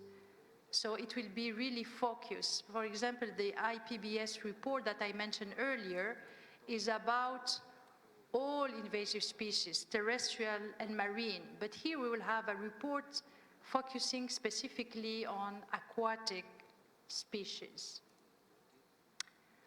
We work also with what we call a Global Industry Alliance for Marine Biosafety, and this is a group of private companies that came together to help the project, and through the project to help IMO by contributing, their expertise. Industry has a lot of operational expertise they can contribute. So they are helping us by, for example, commissioning certain studies, which I mentioned earlier. And here on the slide, you can see our members. And we have a representative with us today of TAS Global. TAS Global is one of our GIA members. So you see, you mainly have solution providers here, in water cleaning service providers, coating manufacturers. We also have, ship owners with Hapag-Lloyd, so it's quite a good group. What we would like to see, which we didn't see yet, is a port. So we would like to see, ports represented in that group. So that was very quickly about the project. Now about countries and at the national level, what they have to do. So basically, all 12 countries have established a national task force. They all have carried out a national status assessment report, so they know very well what's the situation in their country. And they are in the process now of developing these rapid economic assessments with, hopefully, at the end of it, a national strategy and an action plan developed. They also need to raise awareness at the national level, and this is something that they do continuously. So this is a little bit of a snapshot of the progress achieved so far. So you see that for almost all countries, with some exceptions, all the countries are either in green, which means that they have completed the exercise, or in yellow, which means that this is in progress. So at the moment, most of our countries are developing national economic assessments and developing their national strategies and policies. At the regional level, I will be quite quick here because Ernesta is going to speak more about where we are in terms of developing regional strategies. But we have established regional task forces in all regions, and all regions have started or completed the development of a regional strategy. I'm also going to mention the Mediterranean region, although they are not part of Biofouling partnerships, but we have established very good cooperation with the Mediterranean region, and they are using some of the material that we have developed to help their countries in the region. So this is also a snapshot of the status when it comes to regional activities. So you can see here the region, Southeast and Aegean Seas with PEMSI. You can see that everything is in green. Amy, do you feel good? Yes, very good. Well done to the region. Now, what I would like to really, underline is that these regional strategies, once they are developed, they must be endorsed, approved, wherever, it's according to the region and to the system in the region, and they need to be implemented. This is what I was, mentioning this morning before our coffee break, that there is a lot of investment that has been made in kind and cash money to have these implemented. And not only because obviously biofouling is going to protect our environment, but also because biofouling management also supports the blue economy. So it's really a win-win situation, and this, needs to be underlined. Yesterday I came across, this report talking about blue economy, which is available on PEMC's website, and it's a report on the blue economy for business in East Asia. And I was looking, at this report, and I realized how much more than what I thought Biofouling Partnerships actually supports blue economy industries. Because if you look at the table on the right-hand side of the slide, you will see fisheries and aquaculture. Biofouling addresses fisheries and aquaculture. Port, shipping, and marine transport. This is the core of what Biofouling Partnerships is doing. Tourism, resort and coastal development. If you have your beaches invaded by algae, your tourism is jeopardized. Oil and gas, there is a report which is going to be issued maybe next month on best management practices in the oil and gas industry. And I can go on. Renewable energy, this is another report that Biofouling will be issuing. Marine biotechnology and marine technology, this is what we do through our Global Industry Alliance. So there is a lot of connections here. And then I went on, reading the report, and I said, okay, let me see what there is under port, shipping, and maritime transport. And here again, I read, and it is mentioned that invasive species transferred via ships is an issue for the blue economy. So in the report, it mentions ballast water, but of course, it's exactly the same for biofouling. So this shows you how much, this project and your regional strategies will be good to support blue economy in the region. So I just wanted to mention to you some resources that were developed by the project. I guess you've seen, some of you at least have seen these slides already. There is a lot of material that is available for you to use if you need to. We do a lot in terms of knowledge sharing as well, not only through our website and through, some focus webinars, but also through our global conferences. And I wanted to highlight that our third R&D forum is going to take place in the region. This is going to take place in Busan, in Korea, in October or in November of 2024. So we'll keep you updated about that, but we'll definitely meet again in Busan. So what is in the pipeline now for 2024 and 2025? So one thing I wanted to highlight today is that we are approaching the end of the project.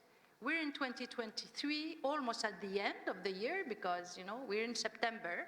So what do we have in front of us? We have 2024 and only 5 months in 2025.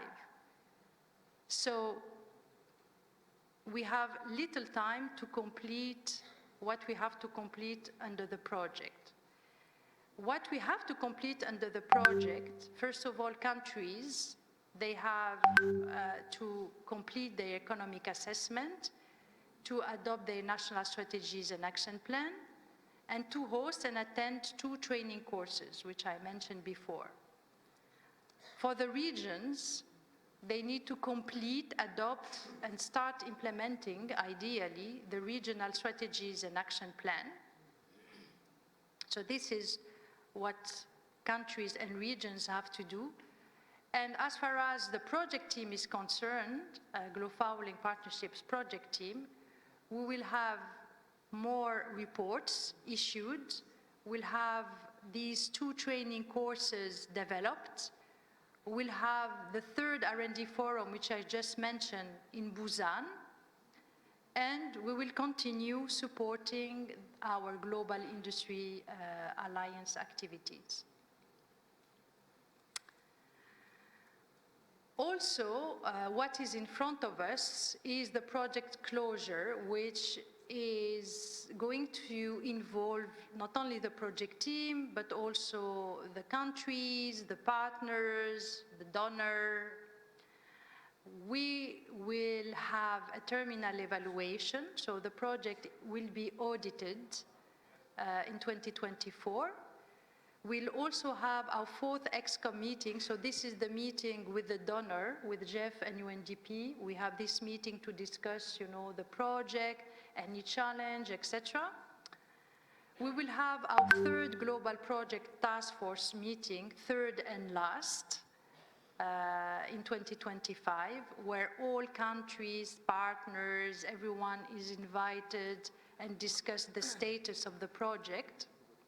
And then, of course, from January to May, the last 5 months we have at hand will be dedicated to closure of the project, to do all the reporting and closing the activities, etc.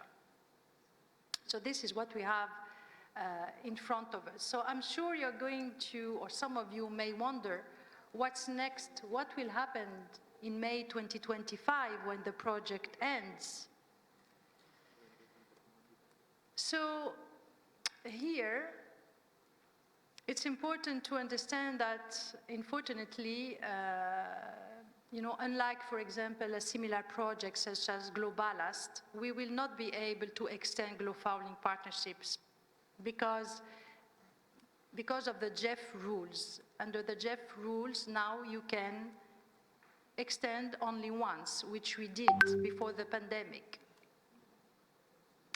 However, when we had our midterm evaluation, the auditor asked us to develop a project sustainability roadmap for post-project work. And we would like to focus, this sustainability roadmap on the implementation of action plans at the national level, but also at the regional level. And that's why it's important that your regional strategy is adopted formally, so that action can continue even if the project stops. So what about a new project to sustain the effort? It's a good idea because the momentum is there, and this is all what I explained before. Invasive species are high on international agenda, the IPBES report, the CBD, the IMO with revised guidelines, perhaps a convention.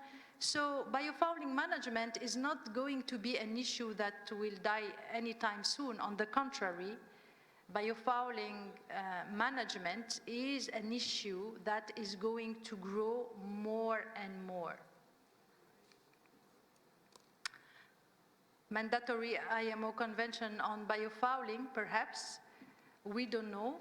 But in any case, if we go for a new project, we will need the support from our countries to state that they would like to see more. And hopefully, if we manage to have a new project, this will focus on more capacity building and focus on implementing action plans. So thank you very much for your attention. And if you have any question or if you need any clarification, please feel free to ask me. Thank you very much. Well, thank you, Dr. Lilia, for the comprehensive update, which bring the task force to speed with the project activities and the next steps. Well, now I open the floor for delegates to provide any questions, comments for Dr. Lilia.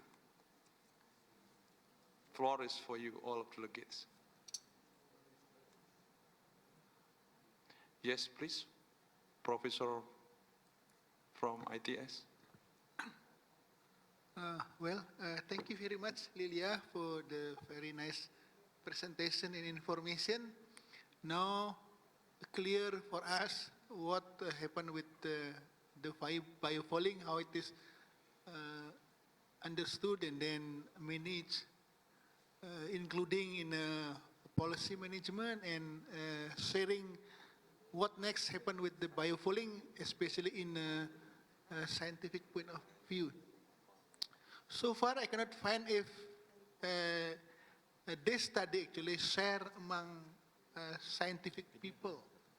And I believe IMO has very close work with RINA and IMARES in London. It is very good if maybe IMO could just push RINA and IMARES to run a conference on research on biofouling around the world, and they run a conference say, in London, maybe, whether before the end of the project or after the project, and then we can learn further. And I believe many people will come. And if the conference can run in hybrid, offline and online, I believe it would be very useful for us. Thank you.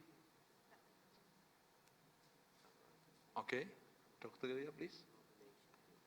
Thank you, Professor Ketuk. So I take note of your suggestion, and I think it's a good idea. Of course, you know, the more options and the more chances there are to talk about biofouling and to continue raising awareness and to continue filling the scientific gaps, the better.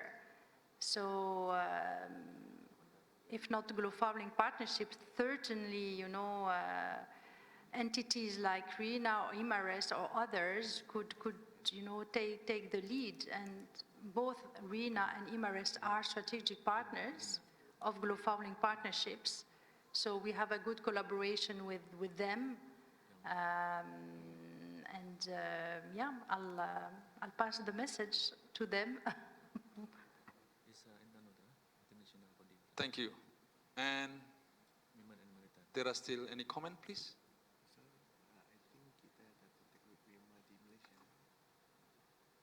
I see none. Oh, sorry, Malaysia, please. I only have one question with regard to the test biofouling as what was presented by Ms. Lilia, that Malaysia is also the pioneering country. Can you elaborate more about the tests of biofouling? Thank you. So this test biofouling project, which has started recently, is a kind of a sister project to global partnerships. Actually, what happened is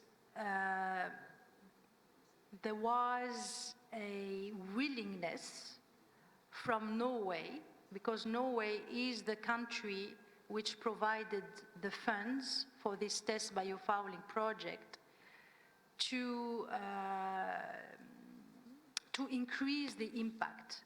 Now, Norway is one of the countries which is very keen about biofouling management. In fact, Norway, during the last IMO MEPC, when there were the revised guidelines.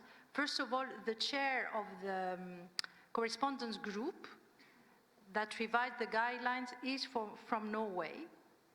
So he led, that exercise.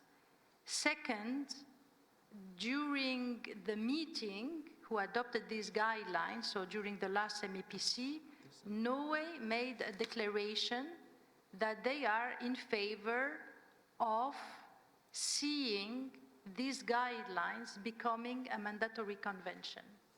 Okay? So Norway is very keen about, taking action in the field. And they have invested money for this test biofouling project that runs in parallel of Glofouling Partnership. So obviously, I work closely with my colleague, who is basically also, I forgot to mention, from Korea. And we work together, and what we are trying to achieve is to augment the impact of Glofouling partnerships, because we cannot do everything. And specifically for partnering countries, which, as I said, under Glofouling, they don't get training. And we cannot provide training because it's not, possible. But we said, okay, so perhaps test biofouling under this new project, they could do it. So they do a lot of, they will do a lot in terms of demonstration of technology as well, test biofouling. That's why they are called tests. They will demonstrate, for example, in water cleaning, operation and stuff like that. But they will also provide support to PCs. So that is good. So because Malaysia, being a PC of Glofouling Partnership, will benefit from test biofouling. So my colleague Youngju, her name is, which is from Korea, she will approach you. If she didn't yet, she will soon do it. So much. Thank you, Malaysia. Thank you, also Dr. Lydia. Any more comments? Or maybe we can invite from the delegation who come in by online, please.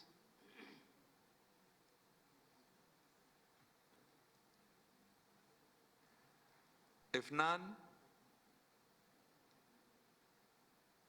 well, thank you for Dr. Lydia for the really comprehensive presentation, and also there are two comments from Professor Ketut and also from Malaysia. And with that, I would like to close this session, and we now proceed to the main agenda of this meeting, which is the presentation and approval of the regional strategy and action plan on biofouling management. Oh, sorry, there will be another speaker from IMO by Ms. Enrista. So sorry, really. We still have enough time, actually. Well, Ms. Enrista, the floor is yours. Terima kasih. No problem at all. Thank you very much for the floor. My presentation follows on Lilia's presentation, and I will be brief. I just want to see with the organizers if you can please share my presentation on the screen. Thank you.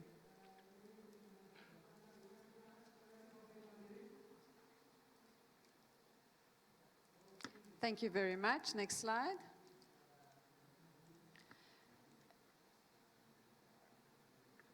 It seems as if there's a formatting issue, but that's okay. I can talk you through the slides.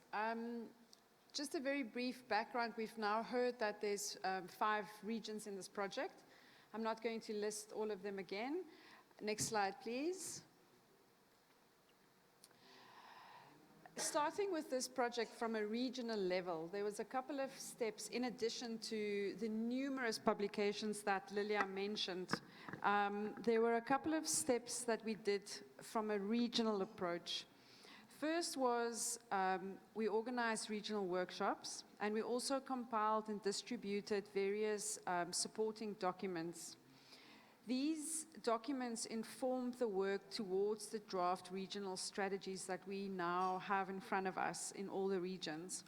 So just to recap those documents, because these documents are important information resources as we work on this strategies as well as the action plans. The first one was a summary of findings. This was based on a rapid gap analysis, which was undertaken within the 5 regions that's part of the project. The IMO also drafted a regional strategy template that you are all very familiar with, and it informed the work as well as the draft that we now have in front of us.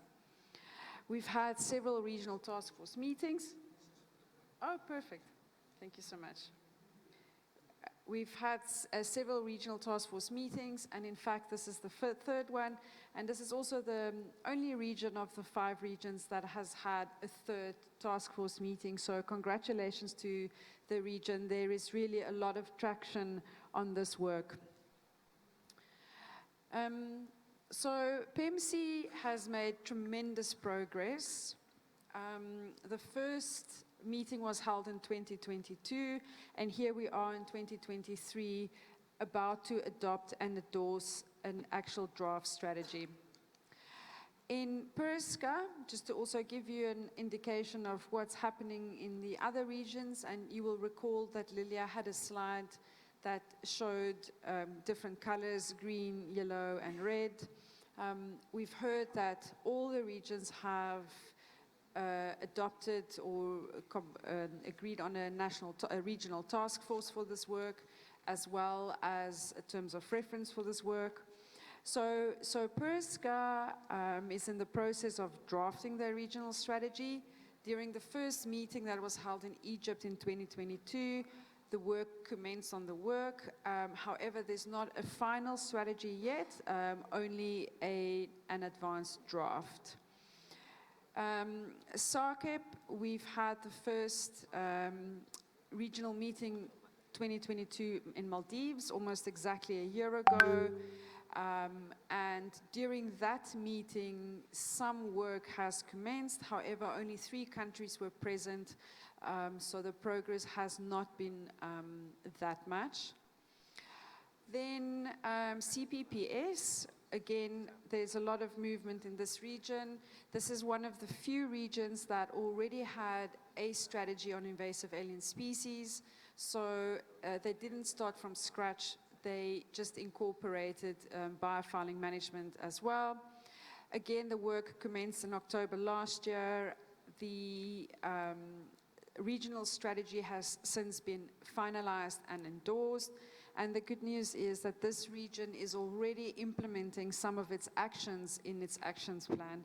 And this is the ideal situation that we are all working towards, where we can actually look at our adopted strategy and our adopted action plan and start working towards the activities that we together as a region identified. SPREP, I actually just came from the region. We had the first meeting in Fiji this year, only in July 2023. So this is one region where the first task force meeting was only held recently, but that doesn't mean that no work is happening. The task force already during the meeting commenced the work on the draft regional strategy and agreed on a vision, mission, and objectives. The next task will be to work towards concrete actions for the action plan. Just to recap, as a conclusion, regions are at different stages. Some regions just started the work, as we've seen is the case with Fiji, with SPREP, with the Pacific region, and some regions are already implementing actions from the action plan, as we've seen with CPPS. What's really important to keep in mind is that we have come a really long way since we first started this work. We had a situation where we almost had no policy or strategies to implement the IMO biofouling guidelines. I think we can all congratulate ourselves with the hard work that we have put in and where we are now, where we actually have a draft regional strategy and action plan that is near complete and that is almost ready for adoption. So this brings us closer towards working towards the implementation of a harmonized approach to implement the IMO biofouling guidelines. And something that I want to remind everyone of is what Lilia mentioned, is that we may very well in the future have a position where we have a convention that deals with biofouling management. And once we've moved from a system where we have a non-mandatory system to a mandatory system, we will need to have strategies and legislation in place to adhere to our obligations under an international framework, should that ever happen. So this just serves as a reminder that the work we are doing here is incredibly important and that it is very important for us to endorse this strategy and to implement it and take actions as we've identified in our action plan. Thank you very much for your time. Thank you, Ms. Ernesta. Yeah. And really, I'm sorry not invite you in very nice way. You know, because if I'm sitting around a beautiful lady, then make me nervous. Sorry. Okay. Well, now I offering for all, from the floor, is there is any comment or question to Ms. Ernesta? Is there any comment, please? Yes, Professor Ketut. This is for the second time. Yeah, thank you very much for your presentation, Ernesta. So I can see from your slide that in many regions there are certain local organizations like PEMC and some in Africa, Maldives and so on. They do local group investigation and study. Actually, IMO will share the result in every region later. So, and then we can learn how the biofouling spread, maybe can devastate the environment, how we can manage, make it better for the sea environment. Therefore, like today, actually, PEMC is the host for this local RTF meeting. In other places, there's another organization, but linked to IMO. We would like to know what happened around the world with the biofouling problem. Thank you. Yes, Mr. Ernest, please. Mrs. Ernest, please. Thank you for your question. I'm not sure I understand, or I heard the last part of the question. Was the first part of your question a question around lessons learned from other regions and how we will go about? Thank you very much. That's a really good question, and maybe Lilia would want to answer also after I spoke. A lot of the regions in the action plan have, under knowledge sharing, various actions for information and data under invasive alien species and the management of. And I think some of the regions have some actions that will be to have an information sharing portal or information sharing website. And I don't want to speak on behalf of Lilia, but I'm sure the IMO will in the future also think of processes under the knowledge platform of the website to link that information. Lilia, I don't know if you want to add maybe something to that. Thank you.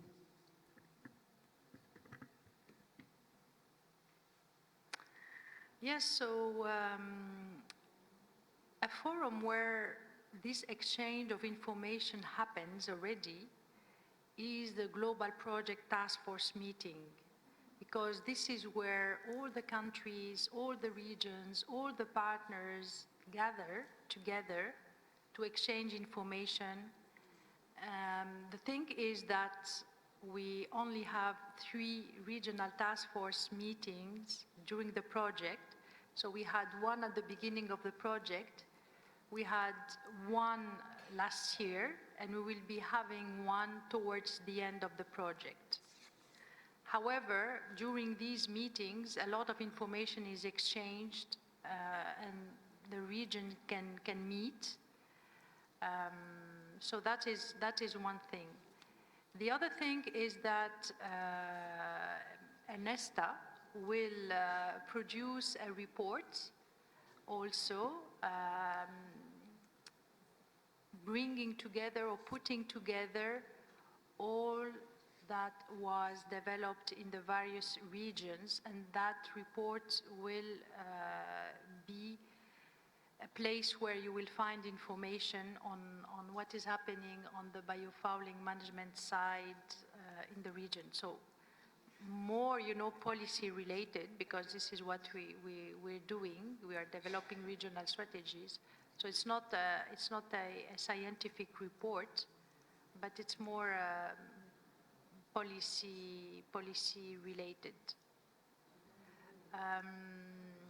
And definitely, as also Ernesta mentioned, we will have opportunities also to exchange in other forums, such as the R&D forum, for example. This is another forum where information can be exchanged as well, because again, regions are represented, countries are represented, and other stakeholders are represented as well.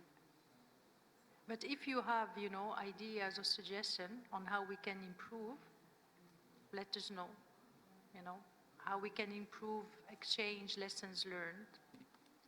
And maybe if there is a Glofouling partnership phase 2, this is something we could explore as well. Thank you, Dr. Lilia, and also Ms. Ernest. Prof. Ketut, is it okay? Yeah.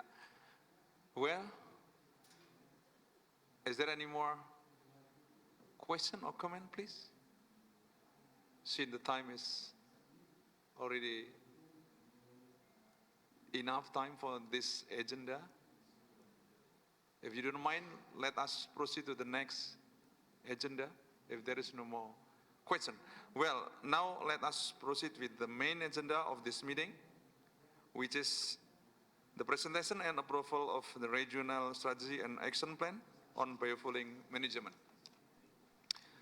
Under this agenda item, I would like to invite PMC to inform the meeting on the revised draft of the regional strategy and action plan of biofouling management. We will also have review and approval of the regional strategy and action plan on biofouling management. For that, I will invite Dr. Won Tai-sin, PMC, Resource Facility, to brief us on the subject matter.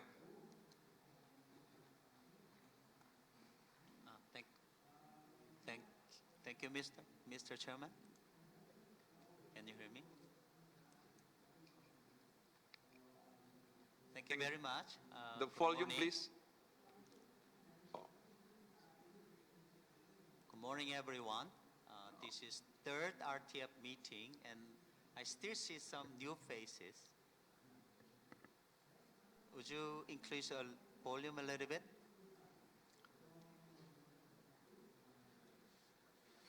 Boy. Now the time getting to have lunch, so the voice getting down. That's why I want to make it okay, now clear enough. Just go on. Thank you very much. This is very clear now. This is quite important we have today.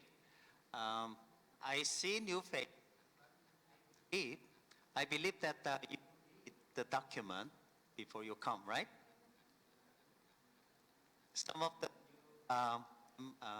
didn't attend the second meeting because I explained this agenda extensively in the meeting, and then we have achieved a little bit of consensus.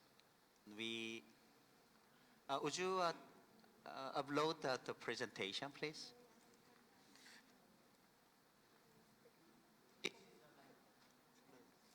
This is like 2 years of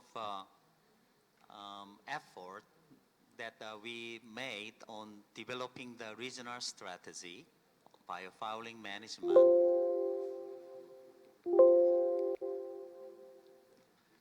Okay, today we wish to endorse this regional strategy to the ASEAN Working Group.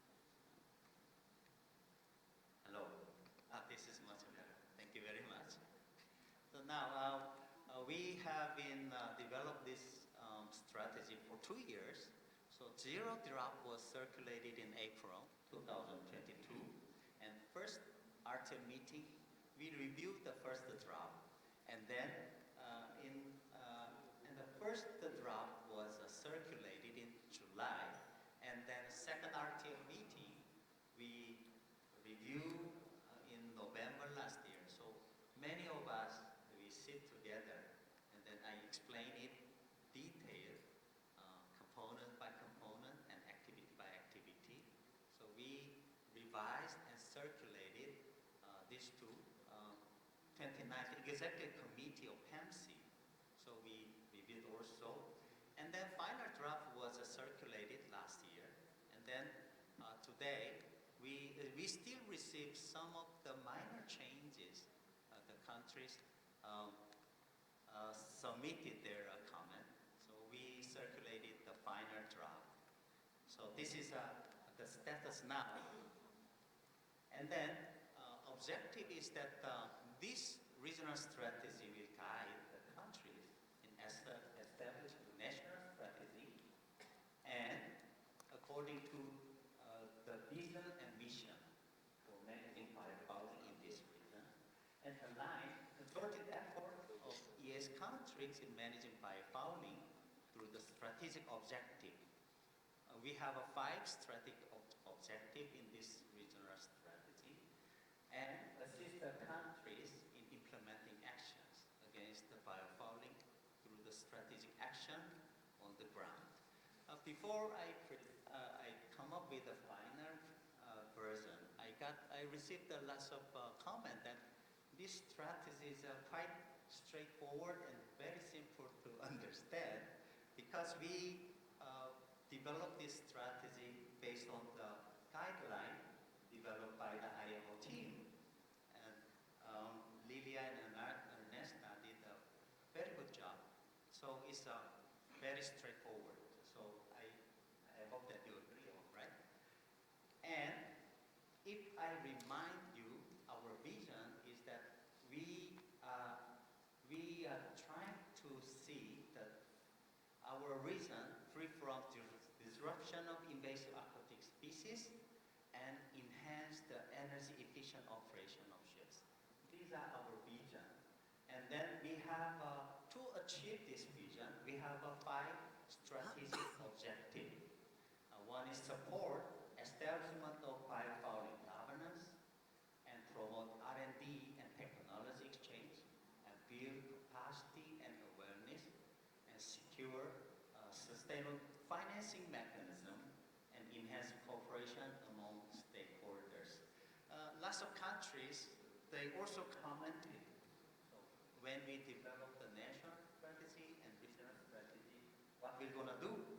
So the financial sustainable financing mechanism is very important. So we encourage the country to develop projects and then secure other sources.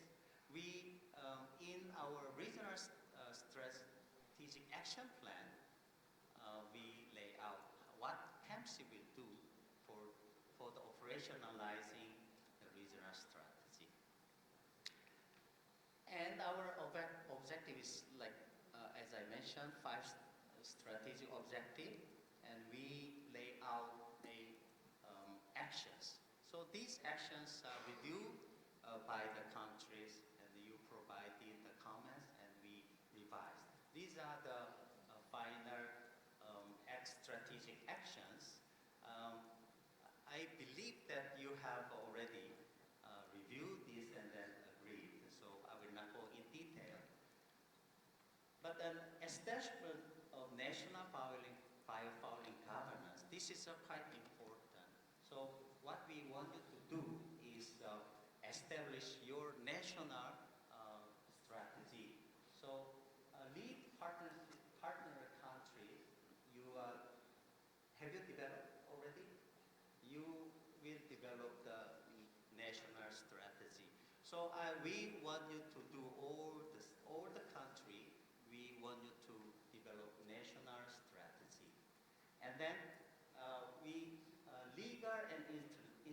institutional arrangement should be also be there. And then interagency biofouling coordinating committee should be there. And then monitoring and evaluation should supposed to be there. And then we also wish to promote R&D and technology because we are dealing with invasive alien species. And then how to remove the alien species and the ship, biofouling at the ship, we need to have extensive technology development. So we need conduct national and regional studies on IAS, baseline assessment. Our lead partner country, they have some of the country they have done, and we want all the country do the baseline assessment and develop technologies for biofouling management to be able to respond to the biofouling. We need the technology. And then exchange and transfer biofouling management technology within the region because some countries have the technology, some countries don't. So we want them to exchange their technologies. And then building capacity and awareness. This is quite important. Now we are entering into third RTM. Still, there are some countries who doesn't know much about the biofouling issue. So we need to do a capacity building activities and awareness building so that we will be fully prepared when we are talking about the convention in few years later. And then establish a regional data center for biofouling information. Okay, and then this is quite important. As I mentioned last year, we need to secure a sustainable financing mechanism. So within the national and regional level. So lots of people ask what we should do to secure the fund. But to our knowledge, funds are available, but we don't know how we can bring the fund to the country and this region. So first of all, we need to mainstream biofouling management into national budget process. This is quite challenging because biofouling issue still not in the main process. So we have to raise awareness and we need to put into our national budget process. And identify opportunities for funding assistance from multi-development banks and ODA programs so that leading countries, they are willing to support, but we need to develop, of course, we have to do our share, which is developing the project document. So we need to develop project document and we need to submit the potential funding sources. And develop a regional program for biofouling management in the EAS region. So this is what PAMC will do. And enhance the cooperation among stakeholders because biofouling is like transboundary issue. So we need to collaborate together. So establish a regional coordinating mechanism for biofouling management. So we have a regional coordinating committee and a regional task force. And then collaboration with the regional and international organization for regional strategy implementation. We will collaborate intergovernmental organization and regional organization and countries as well. And monitor and report the progress of regional strategy implementation. So this is what PAMC want to do. We want to monitor the progress of the regional strategy implementation in this region. Okay, these are the 5 strategic direction of the regional strategy. Now, we developed a regional action plan, or PAMC. So we have developed the regional strategy and what we're going to do with, as a PEMC to support the country. So we come up with this regional action plan, and the objective is to lay out short to long-term activities of PEMC to support the EA countries to prepare for the biofouling management system in the countries and support the country's effort in biofouling management in terms of capacity, knowledge, and awareness, and promote regional and international collaboration on biofouling management among the countries, and enhance sharing of regional knowledge on biofouling with the regions among the countries. So the reason why we are sharing this regional action plan is that you will develop the national strategy and you will develop action plan. So this is our action plan of PAMC. Support the country. So this regional action plan has a 5 component. So establish a regional biofouling support unit.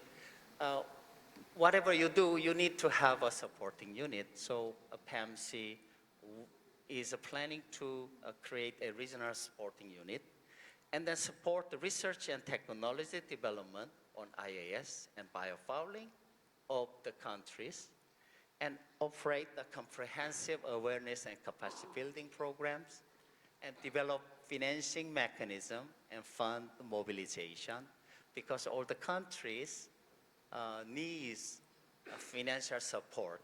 That's what we receive from the country. They need financial support. And foster stakeholder collaboration and engagement. These are, as you can see, these are layout based on the regional strategy. We have lots of activities as a PEMC to support the country's effort on biofouling management. So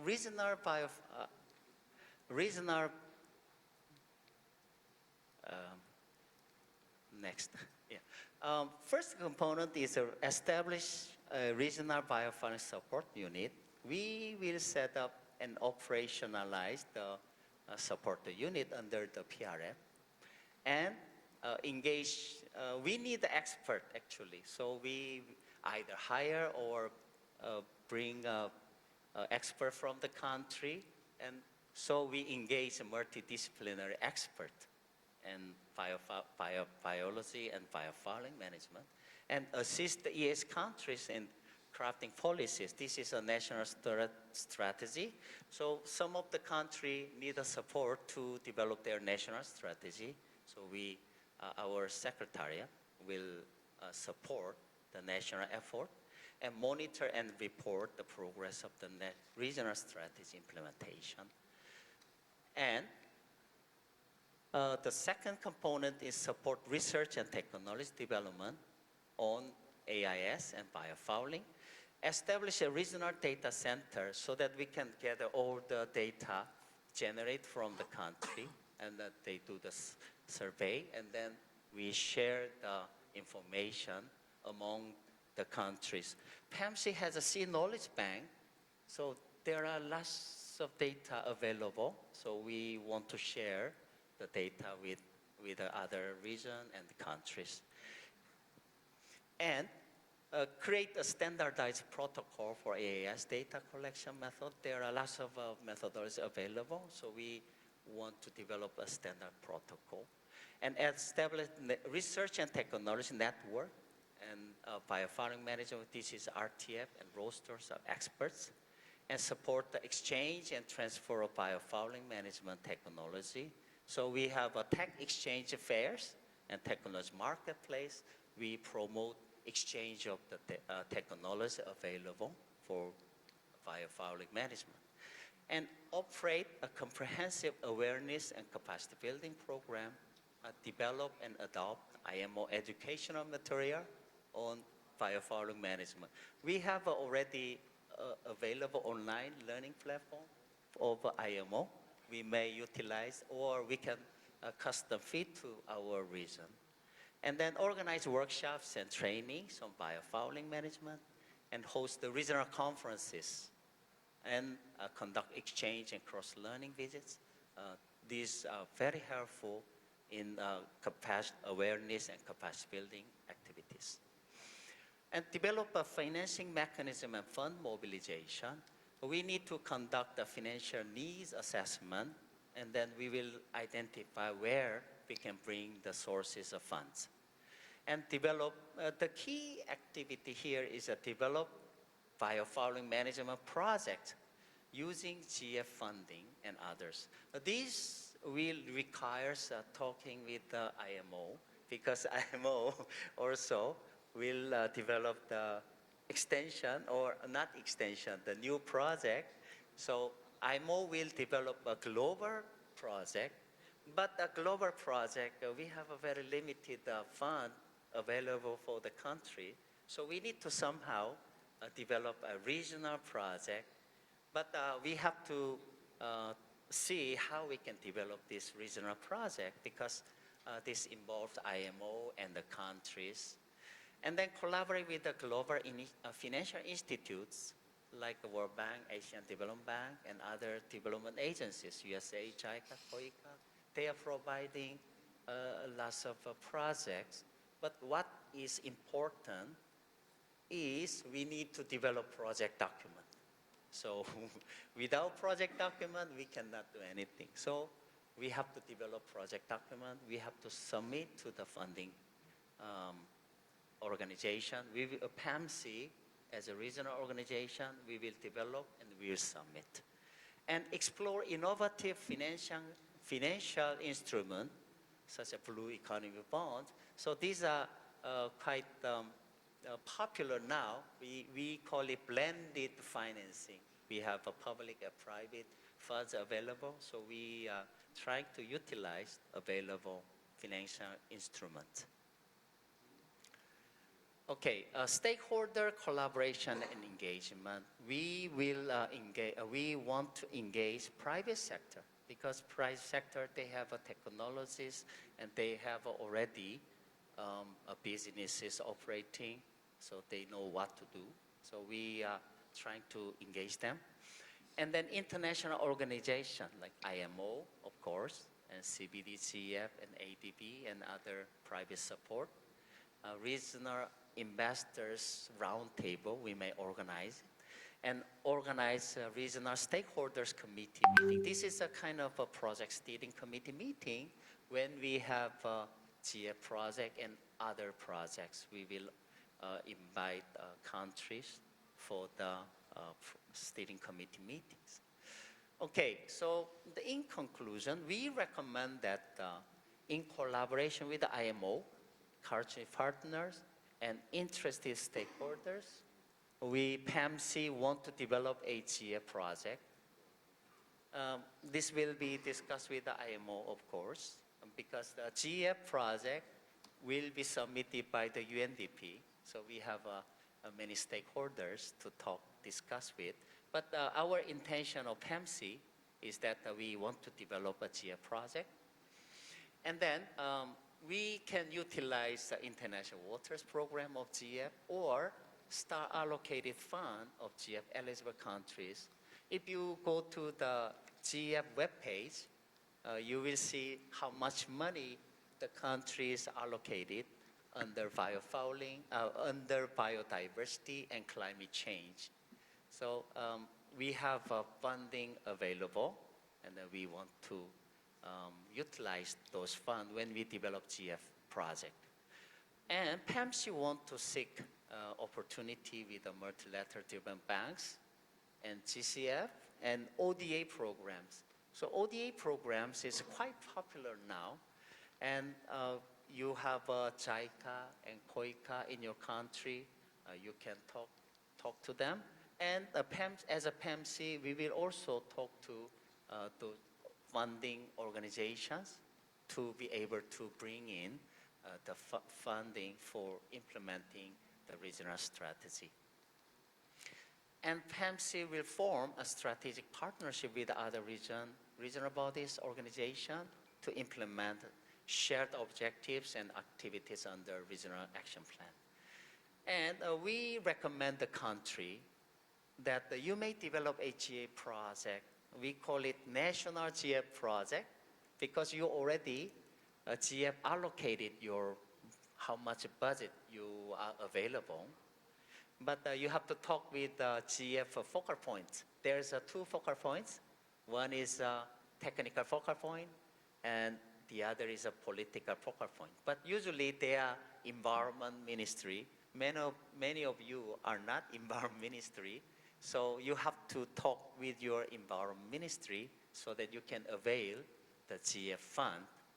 But before you do anything, we have to develop project document. So project document develop, and then talk with your GF focal point, and then get the money utilized for biofouling management.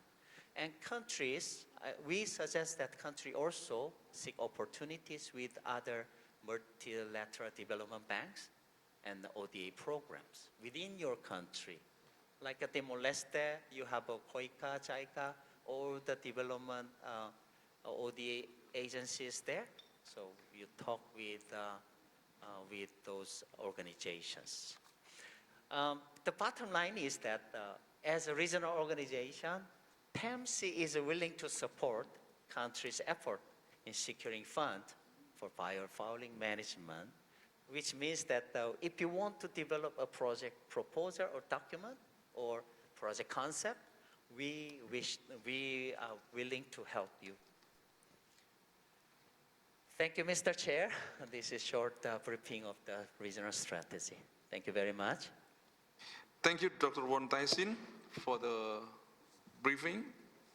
And, well, now I open the floor for any question, views, or comment from the delegates, please. Yes, from Thailand.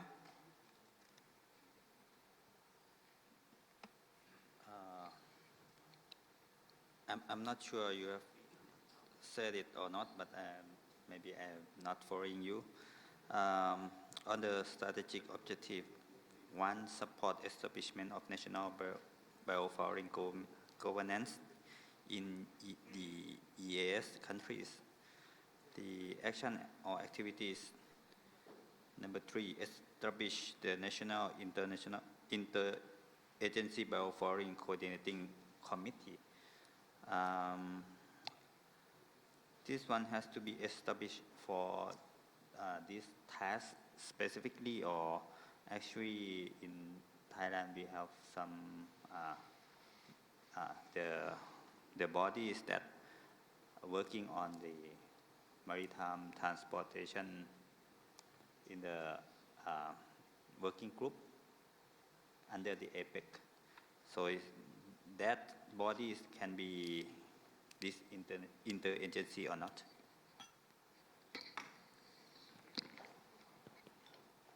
Yes. Okay. You want me to? Can I? Thank you, Decha from Thailand, for that question. I think it is very relevant because many of the countries already have some sort of a working group or some national body, interagency body that is working on maritime policies or maritime programs and activities. So I think it could be, this could be one of the issues that could be subsumed under that national working group or program, or because that is already mandated, right? So I think we don't want to duplicate efforts to create a new working group specifically for a specialized topic. So in short, yes, it can be adapted, and I think there are some examples of how it's done in many countries. Yeah. And you'll probably hear that from the Philippines and Indonesia when they make their presentation later, using existing platforms, policy platforms in your country to mainstream this issue. Thank you. Thank you, Chair. Yes, thank you, PMC. Thank you, Thailand. Oh, you have another one question? Yes. Sorry, Chair. Thank you once again for giving me a chance to ask second questions. I will try to make it short. I don't like everybody to look at me with the hungriness. Like the last line of the presentation from Dr. Shin, I think it's kind of answer to me, but I want to make it clear because I saw it. PMC will develop the regional project for kind of requesting money from the funding. This is the reflection from Thailand. We would like to ask maybe options for us. First, if PMC develop the regional project, can we kind of add some EAS countries into the project document, so it will be automatically kind of be in the funding on that part of project, because I think to make it short and easier for the countries,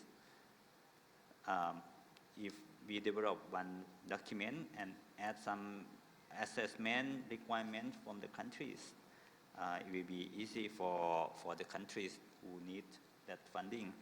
Or PMC may help the countries to develop the pattern of the project document for us to easy to utilize it, or even guide us as a coach for develop the project documents, because I'm not sure the others, but for Thailand we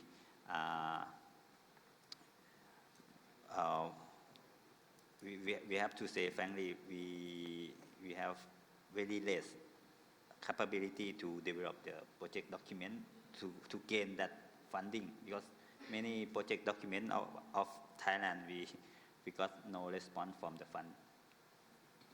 Thank you. Thank you very much for the comments. Of course, when we develop a regional project, depending on the funding source, so let's say the GF, they have a standard procedure, right? So we need to follow the standard procedure, and then we will closely coordinate with our funding agency, but also the implementing agency and executing agency. So we will have to discuss a lot of things before we develop anything. So countries also. I know that Thailand, you have a very complicated process internally. So we know some of the difficulty you have.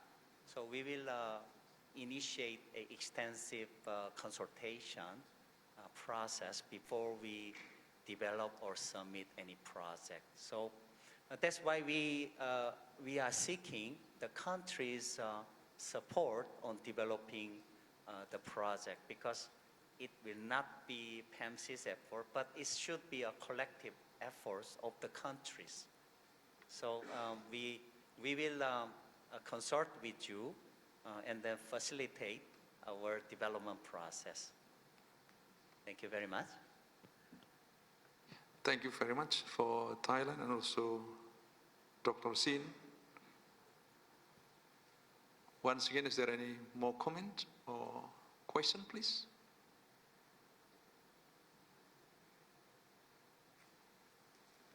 I see none.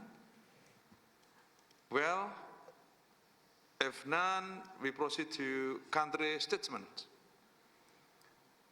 I will call on the country's name in an alphabetical order, of course starting with Brunei Darussalam. Please, Brunei Darussalam, the floor is yours.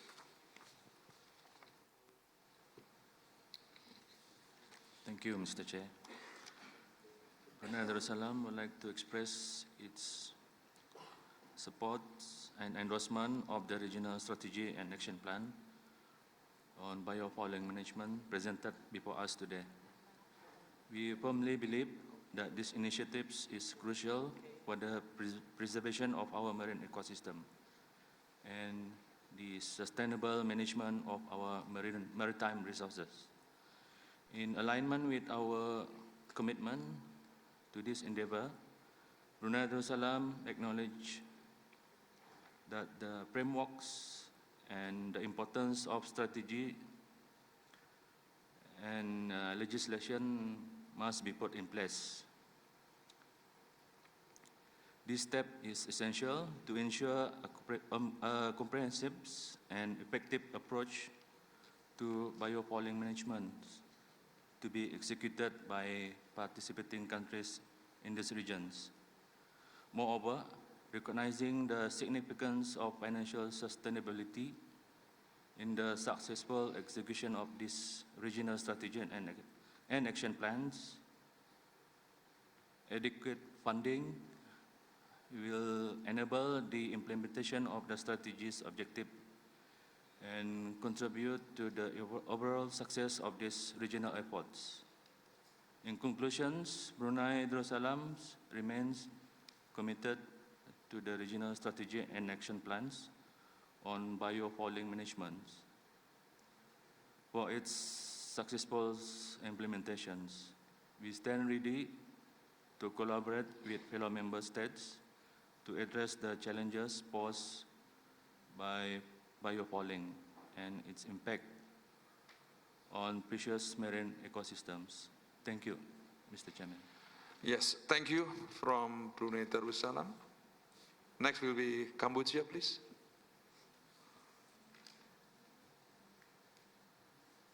Thank you, Mr. Chair. And Cambodia has reviewed through the draft of the regional strategy, and we have agreed with the final draft. Cambodia have no comment, but we would like to have some suggestion in the supporting establishment of national strategy. In the development of national strategy, according to the time frame that we have draft in the short term, and the responsibility is for only the East Asian countries. So may I suggest that the regional coordinating organization would be the joint venture to support the EAS country in this section, because for develop a national strategy, for the EAS country alone, we cannot develop a better strategy. If RCO could have in that section, it will be appreciated. Thank you. Thank you, Cambodia. Next from Indonesia, please. Thank you, Mr. Chairman. First, I would like to echo statement express our singular appreciation and thanks to IMO for continuous support until now, and to GF and NDP for providing fund for this project, and also Ms. Lilia as IMO PCU. Thank you, Mr. Lilia. As we know, Indonesia is a large archipelago in a country. Indonesia face challenge regarding to potential spreading of biofouling, because we are around 2,000 vessels per day pass from the Pacific to India Ocean.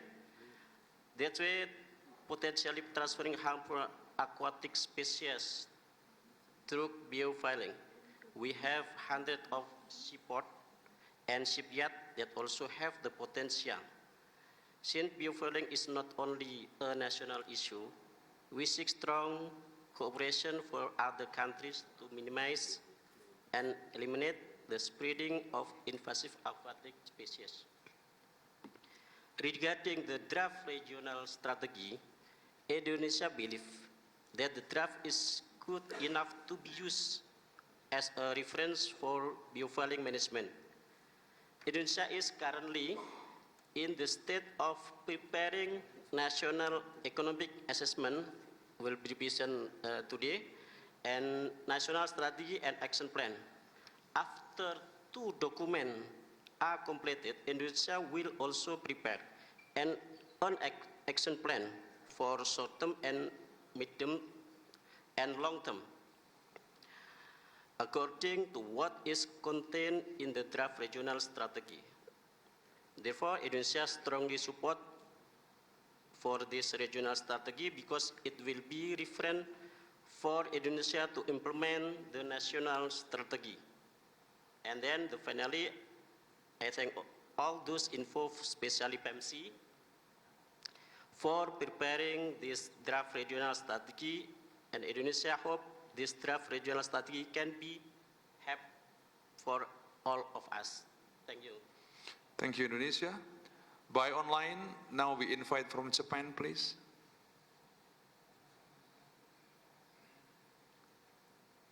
Japan, please.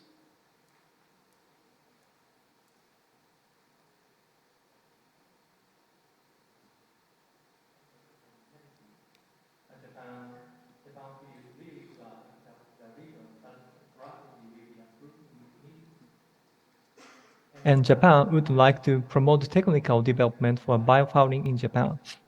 So Japan expects that exchanging information about technology among ASEAN and PEMC member states will be promoted. Moreover,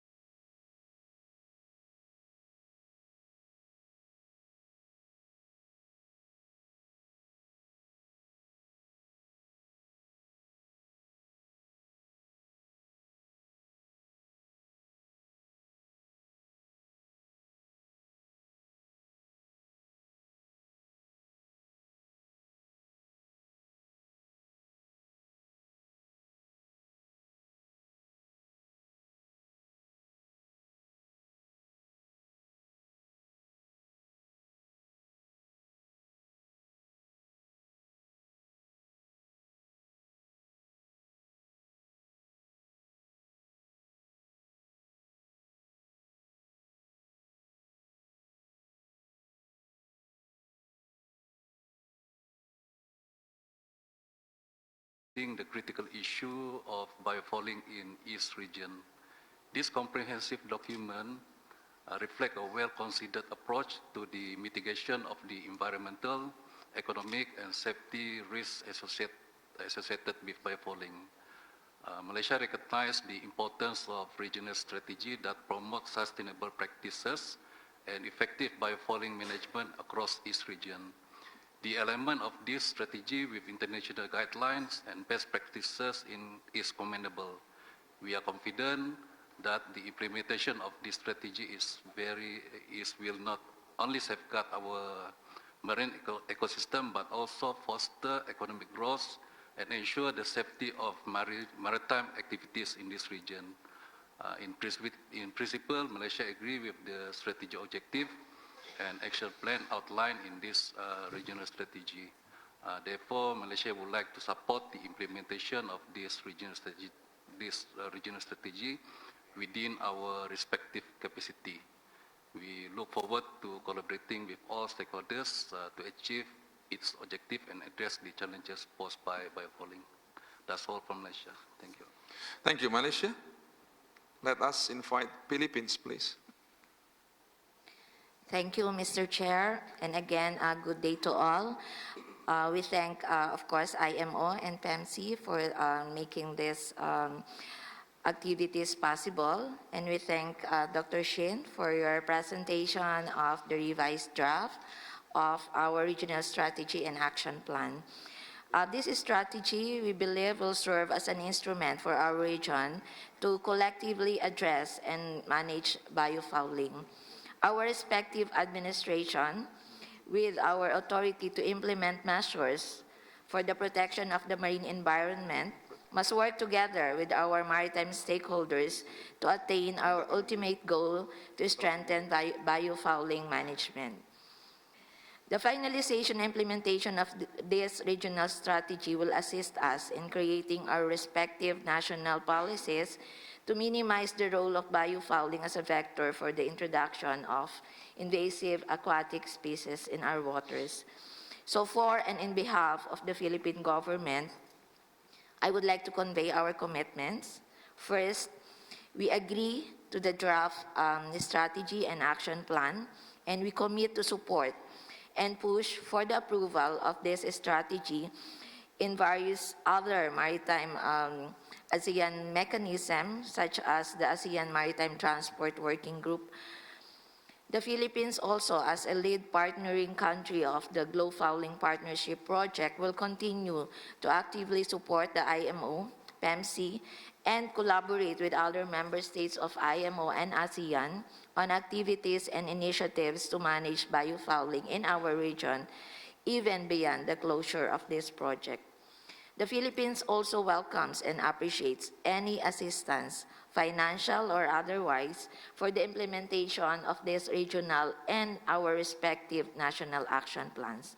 And lastly, the Philippines is committed to adopt a national strategy and action plan, undertake capacity building and awareness programs, and continue to address marine environment-related issues to achieve our goal of greener and sustainable maritime industry.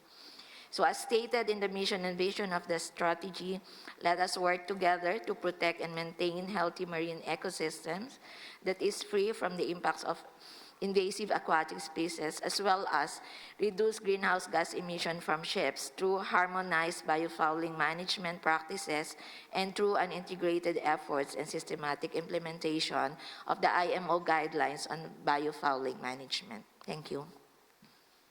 Thank you, Philippine. Now goes to Thailand.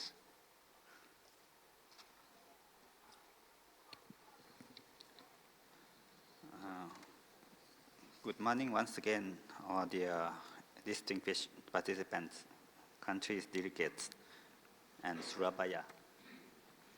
First of all, this delegate would like to thank Indonesia for organizing the third regional task force meeting on biofouling management and invasive aquatic species in Surabaya, a beautiful city.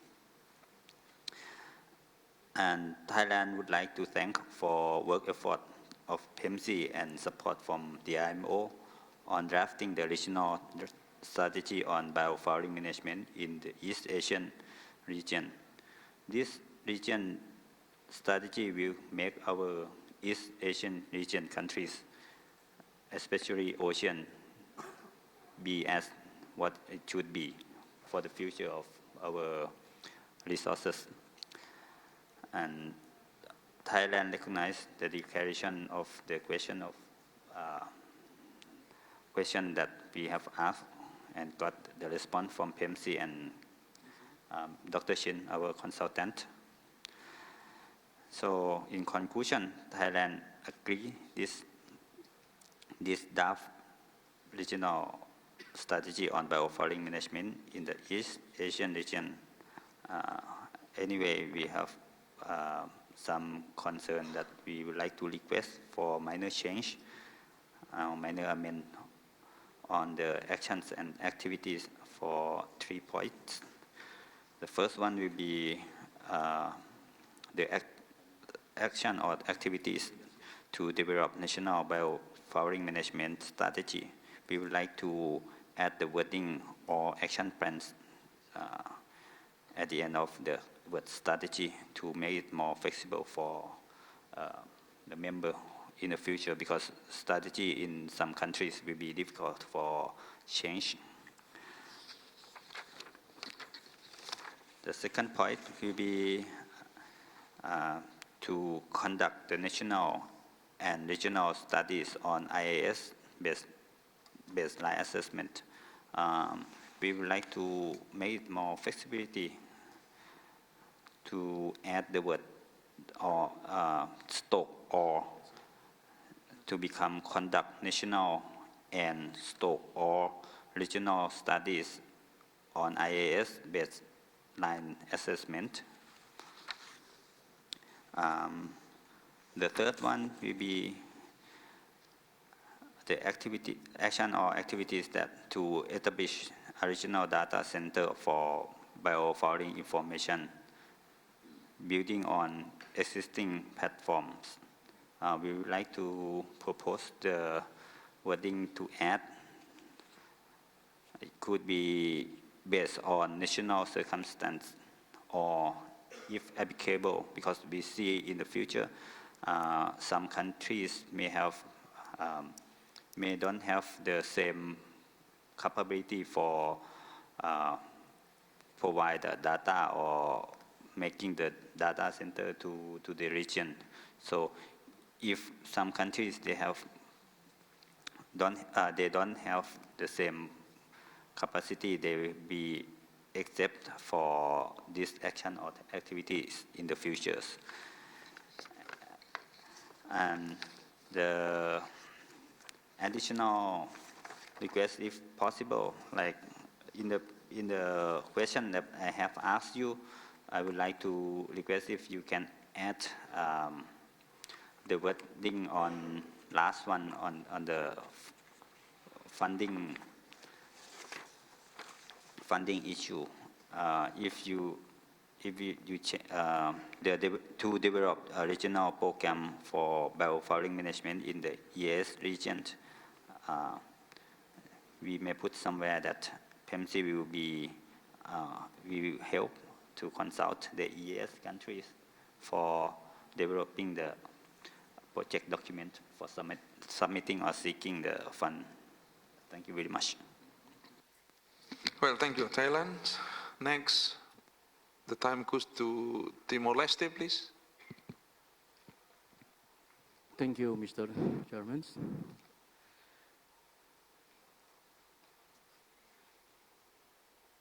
First of all, we would like to thanks for the Indonesia as a host of the organizing. The third regional task force meeting for the biofouling management. As all of you know, that Timor-Leste is a small country and a new country in the 21st century, and then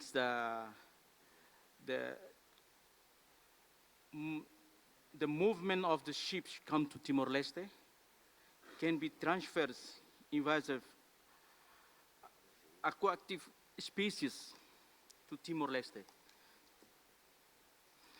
That's why Timor-Leste has a strong commitment to sharing, to securing and protecting the marine environment.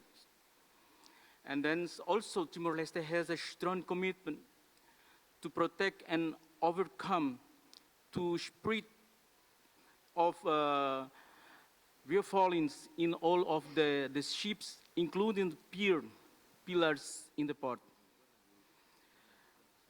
Even the Timor-Leste does not yet have adequate research, but we still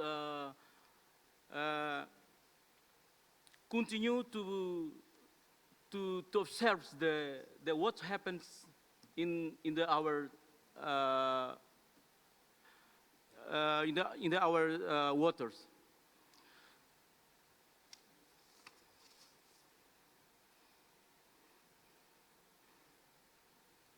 And also, we consider the importance of the strategy of the biofouling management is a very important for us. And we propose to the our request that we still need support, and we need the experts to be able to support us in terms of the elaborations our national regulation regarding to the strategy biofouling management. Thank you. Thank you, Timor-Leste. And let us invite from Vietnam, please.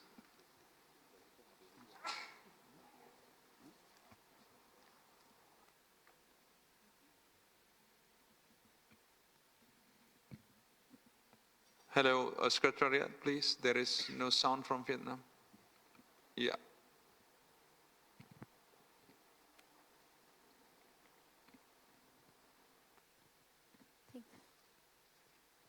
Hello. Hello. Thank you, Mr. Chair.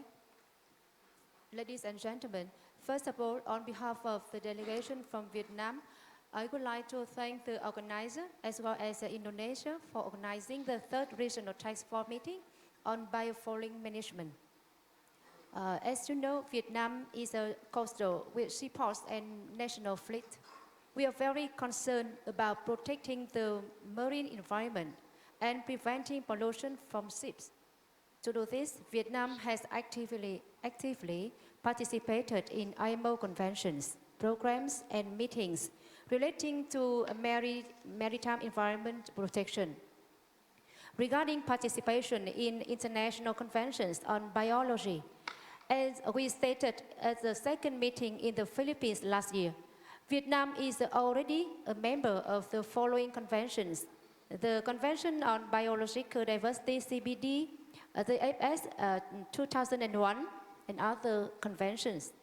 For the IMO Ballast Water Management Convention, BWM 2004, Vietnam Maritime Administration has submitted to the Ministry of Transport in order to submit to the government the proposal for the accession of this convention.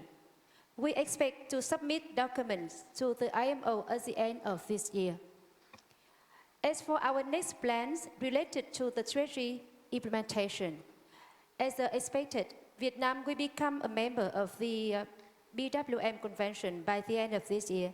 So we will focus on the implementation of the convention, this convention. Regarding the biofouling management, at the moment, we have not had any status studies, reviews, or assessments on the management of biofouling in the maritime sector, as well as other sectors in Vietnam.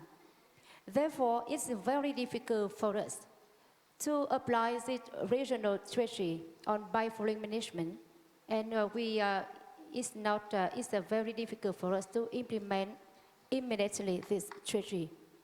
However, based on the results of this meeting, we will report to our leaders of Vietnam Marine to consider step by step in studying and implementing some activities in the maritime sector.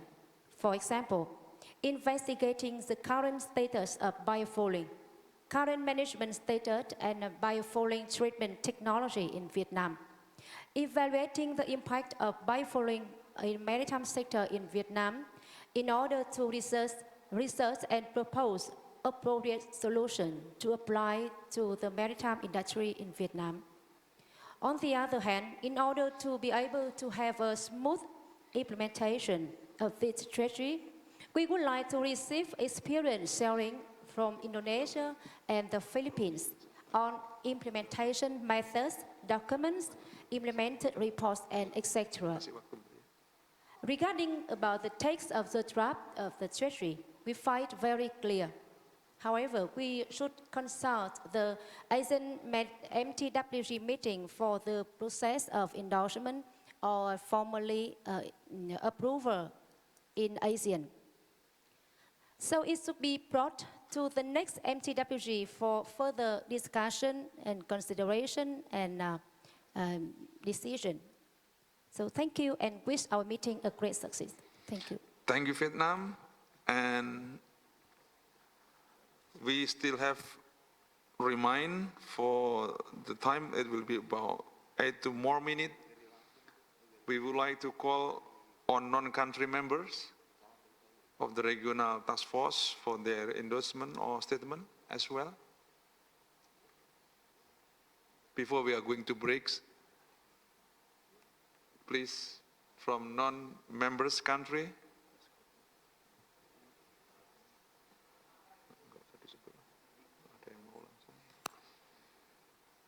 I see none. Okay, well, as we know that from Cambodia, give additional input for the draft regarding to strategic objective 1, action 2, develop a national biofouling management strategy. Look forward the engagement from RCO to assist AIS countries. For that, would you please PMC to giving the recommendation? Thank you. Thank you.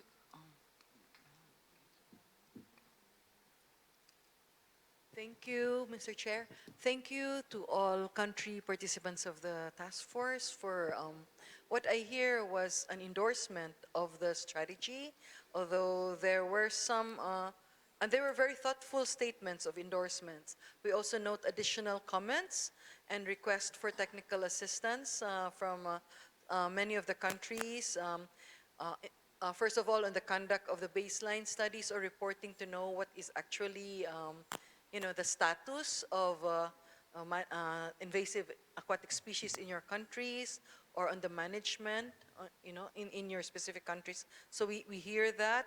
There was also a request for assistance in developing the national strategy or action plans. So we also heard that. And then there was a thoughtful comment from Vietnam on learning exchange, south to south, requesting Philippines and Indonesia to help, to assist Vietnam. So I thought those are quite innovative, Lilia, in the sense that we are not totally also just looking for IMO all the time, but within the region, there could be some collaboration already.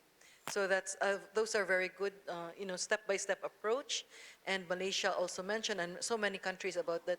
We can to help to support the implementation based on national capacities and existing resources of countries. So those are very very much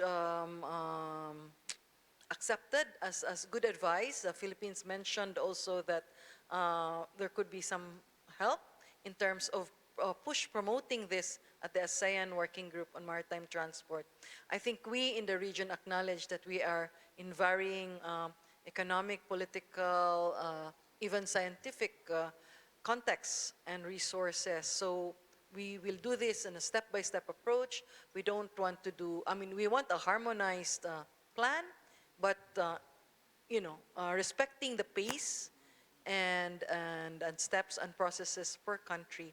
But in the meantime, we are pleased, and thank you very much for the support in terms of the development of this regional strategy and action plan, which I feel that everybody is ready to endorse to the ASEAN Working Group. So the next step will be to figure out on how we do that. Yeah. Thank you.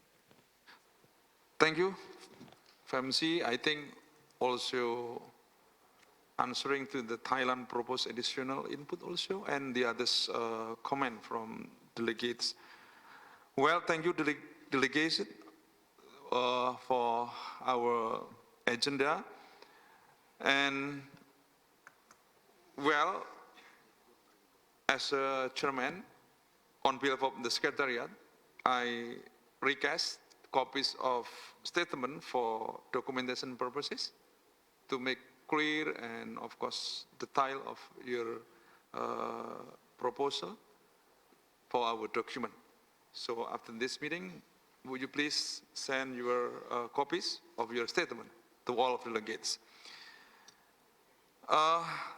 Distinguished delegates, Your endorsement and recommended next step have been well recorded by the Secretariat, of course. Now we are coming to our agenda, that is lunch break. After this, of course, we will be back to this room. MC, would you please? Thank you so much, Mr. Chairman, and ladies and gentlemen, and for those of you joining us through the Zoom meeting platform. But ladies and gentlemen, we would like to ask for your time for a few minutes for another photo group. And this session will take place below the stage and on the stage. So we will have 3 lines of a photo session. The first line is going to take below the stage using chairs that will be filled by Mr. Chairman and IMO and PEMSE. And the second line, sitting down, will be HOD, and the last line will be all the delegates. Please join us here on the stage and below the stage as we prepare all the chairs for photo taking.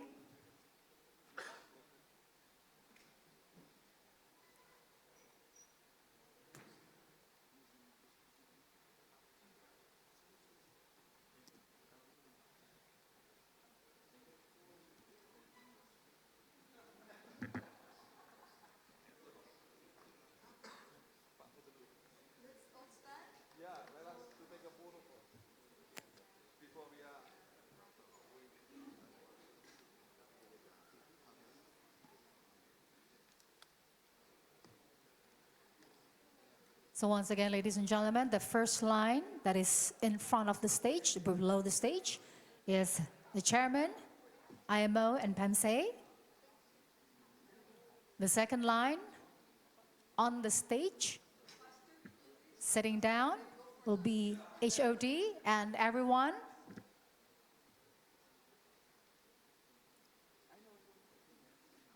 Nelson Madeira, yes. He's my good friend.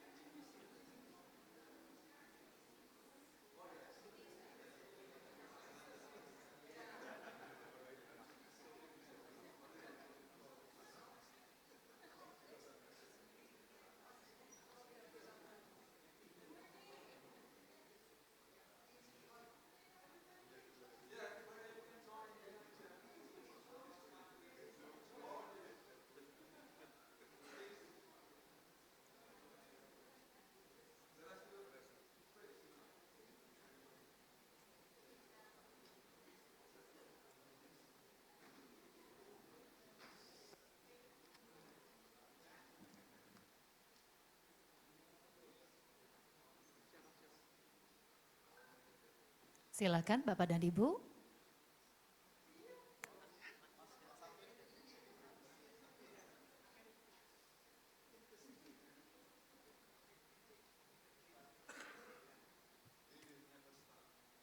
I will help to count.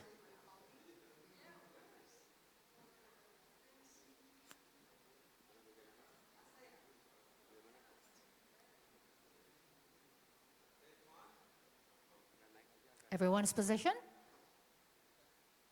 Okay, we're doing good. In 1, 2, 3.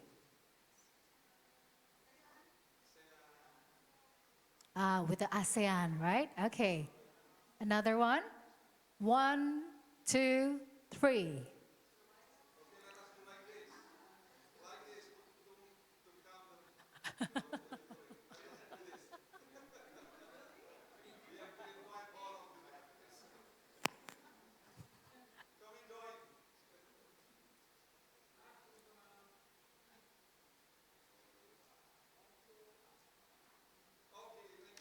Thank you so much, ladies and gentlemen. We invite everyone to enjoy the lunch. The lunch will be provided at the foyer or the pre-function area. And we reconvene to this session, the next session, in 1 hour. Thank you so much and enjoy your lunch.